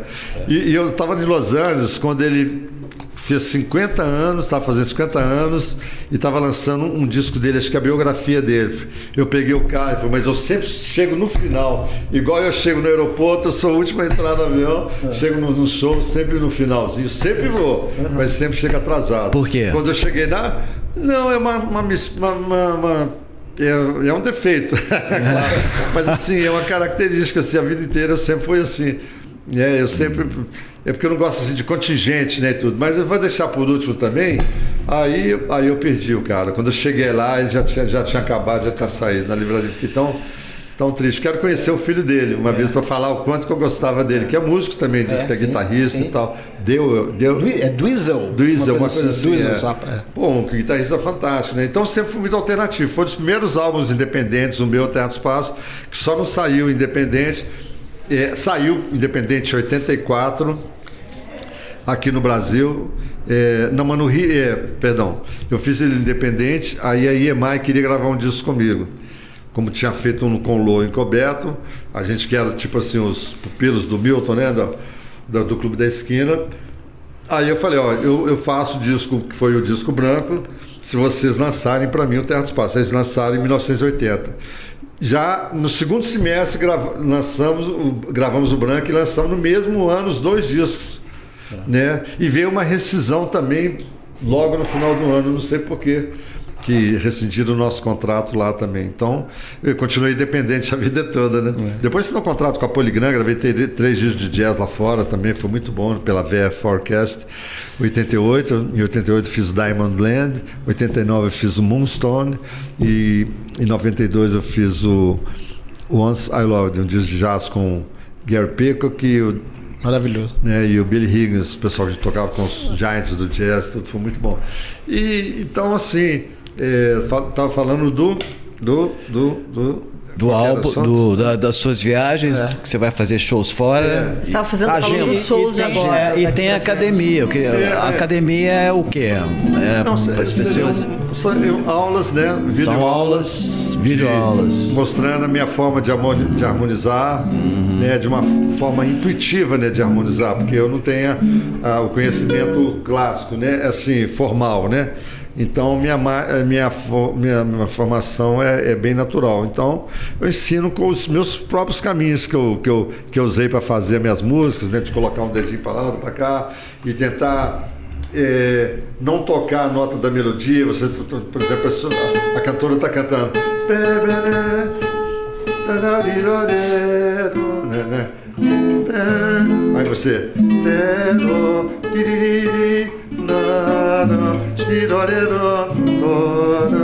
e sempre procurando orquestrar a voz do cantor, né? Então eu sempre fiz um trabalho assim e desenvolvi de forma muito natural. E eu tenho passado isso pelas minhas aulas. Aí tem exercícios, tem várias lives que eu fiz um curso chamado Jeito de Tocar, igual foi a expressão que a Daniela usou, né, que foi lançado por um outro grupo, o grupo do Contra, né, foi uma ideia do Neto Belotto e o Gilberto Paganini, são músicos da Filarmônica, né, que fizeram com muito carinho esse projeto. Depois de 2 anos eu peguei os direitos de volta e montei uma pela Hotmart. Então ele está, se procurar Tony Horta Academy, aí vai chegar nesse curso lá. Só que nesse curso já adicionei vários outros vídeos e aulas também. Muito legal. E estou em processo. Agora, antes da minha viagem para a Europa, eu ainda vou fazer uma série de vídeos também novos, porque esse ano eu ainda não mexi com a academia. Eu mudei um pouco o pessoal também que estava trabalhando comigo, então não estava dando, né, muito certo. Tem hora que a gente tem que mudar as coisas, né? E aí eu estou mudando lá no outro também, então tem cheio de... Né, agora que tem que encarar o meu sítiozinho lá do outro, sem as árvores. Mas eu acho que isso tudo é um processo. E é mais para também a gente ter uma garantia, né? Que aí fica assim, eternamente o pessoal compra e pode ver a vida inteira e tem sempre um dinheiro entrando, entendeu? Então... E de vez em quando faço uma live também, assim, ao vivo, gratuita também, para alimentar o pessoal. E sempre jogando conteúdo novo, né? Para poder manter e criar curiosidade nas outras pessoas também. Então, uma forma, mais uma atividade, assim, né? Também que não me custa nada. Eu acho que também que os segredos que a gente aprende na nossa profissão, acho que eles têm que ser passados, como eu aprendi com vários mestres na vida inteira, né? Que me deram toda, né? Tudo que eu perguntava, né?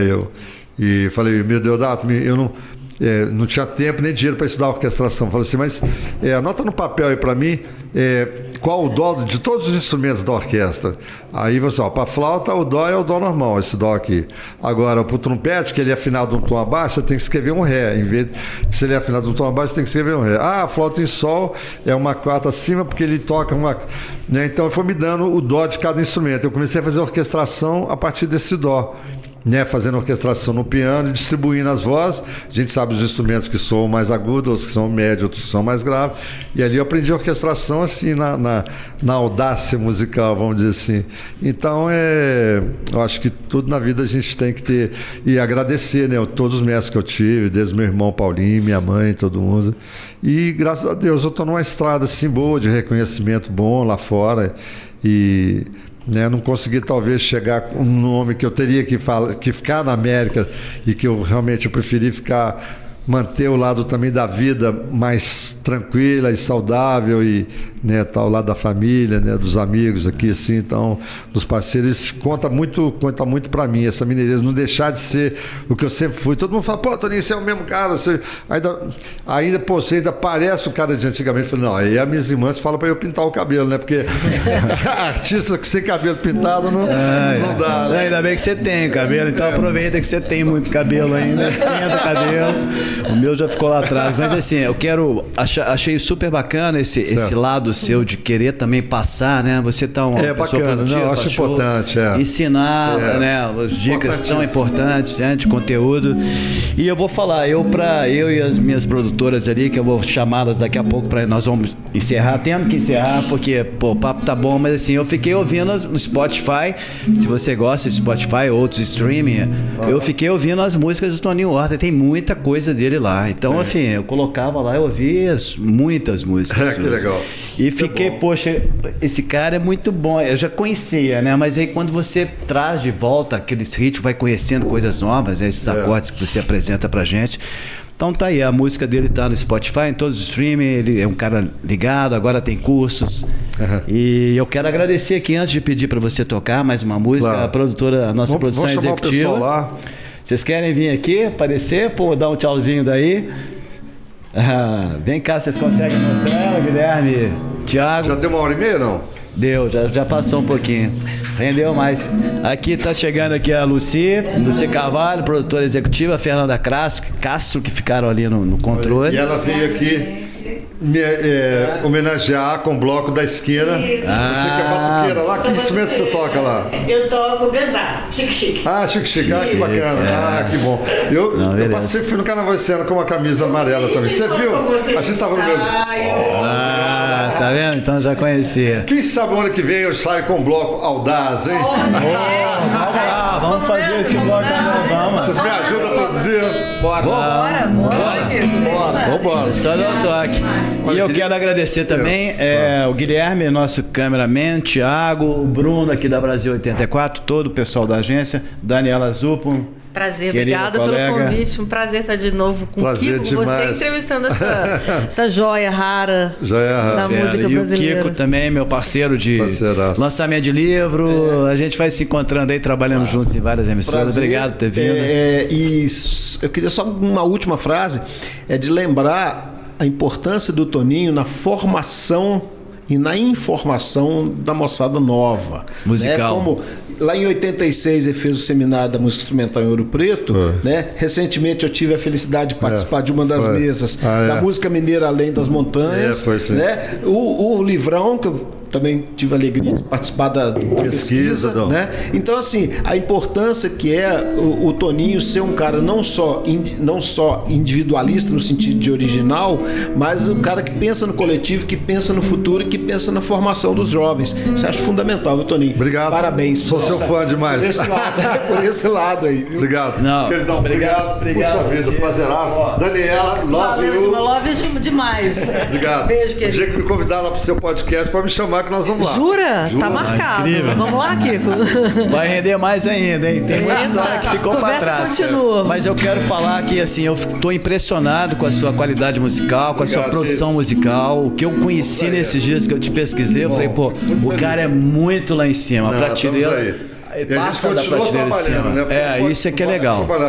Muito obrigado. Falou, o tempo não para, né? A gente não para. É a moda história. Pedra que rola não só vai.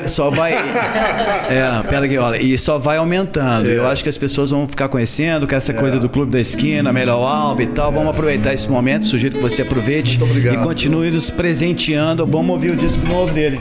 Aí a gente chama ele lá pro seu podcast. Ou aqui de novo. Já tá marcado, com todos vocês de testemunha. Mesmo a gente não sendo cantores, nem cantoras, a gente vai terminar com o maior. Com certeza. Pode ser.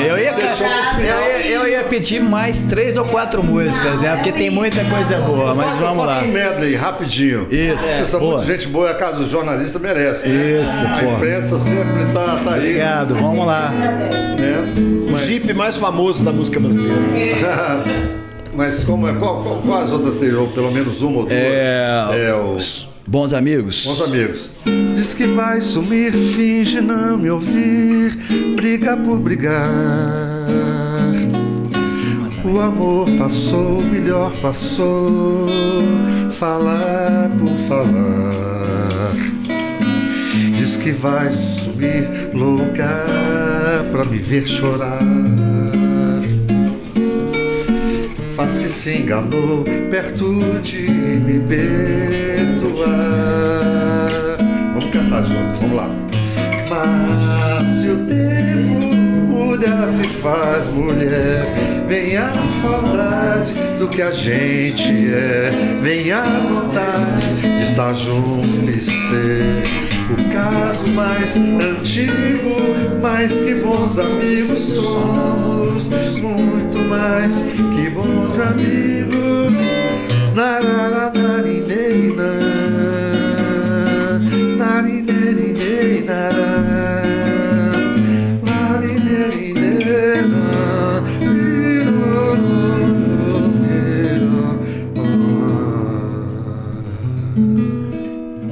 Daniela Zupo, calma, Daniela Zupo tem uma música. Para lembrar do nosso querido amigo Fernando Brant, né? Durango Kid. Falava que era a preferida dele. Propriamente eu sou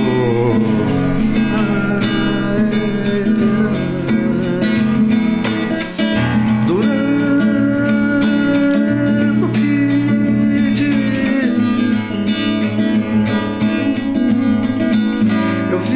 trazer. Eu vim mostrar novo jornal, novo sorriso, novo jornal, novo sorriso, propriamente dizer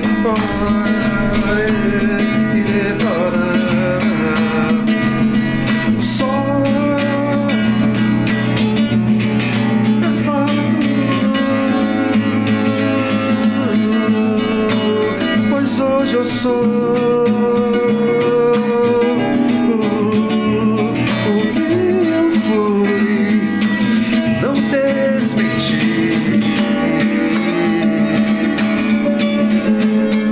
Meu passado, este jornal é o meu revólver, beberá banana. Este jornal é o meu sorriso, tirirará,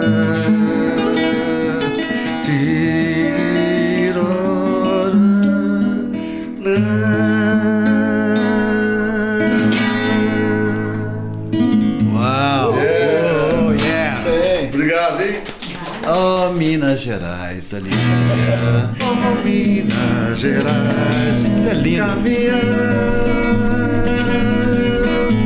leva quem ficou Os 20 anos ou mais. Eu ia a pé, oh meu amor, terá. Eu iria até meu pai sem um tostão. Em Minas Gerais, a alegria é guardada em cofres catedrais. Na varanda eu vejo o meu amor, tem bênção de Deus. Todo aquele que trabalha no escritório, vamos lá, Kiko, bendito é o fruto dessas Minas Gerais. Alô, Matiria, grosso caldo, rapaziada, vamos lá. Você de Batu, vai lá.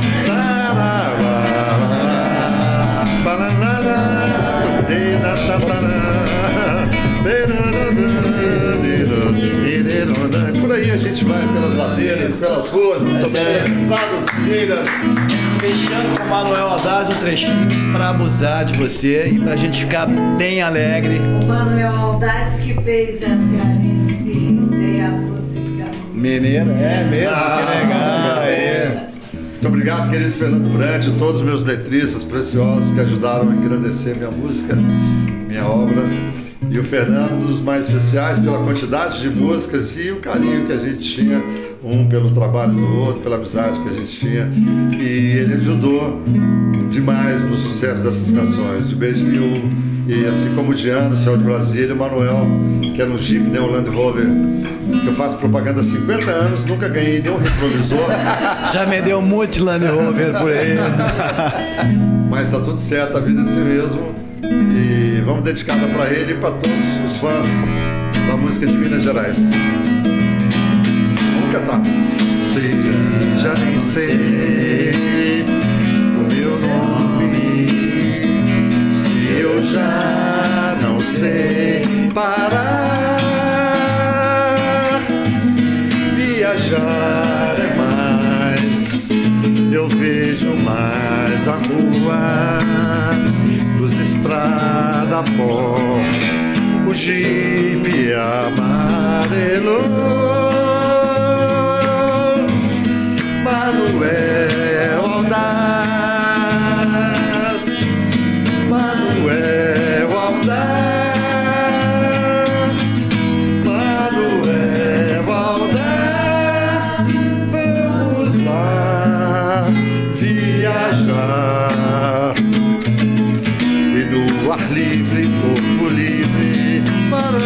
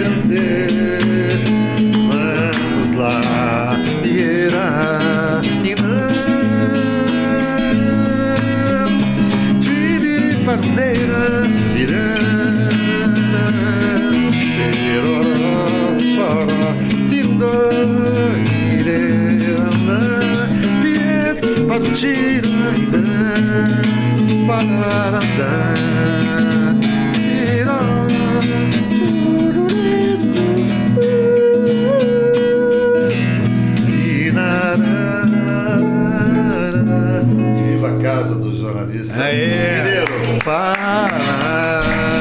Obrigado, gente. Valeu. Valeu.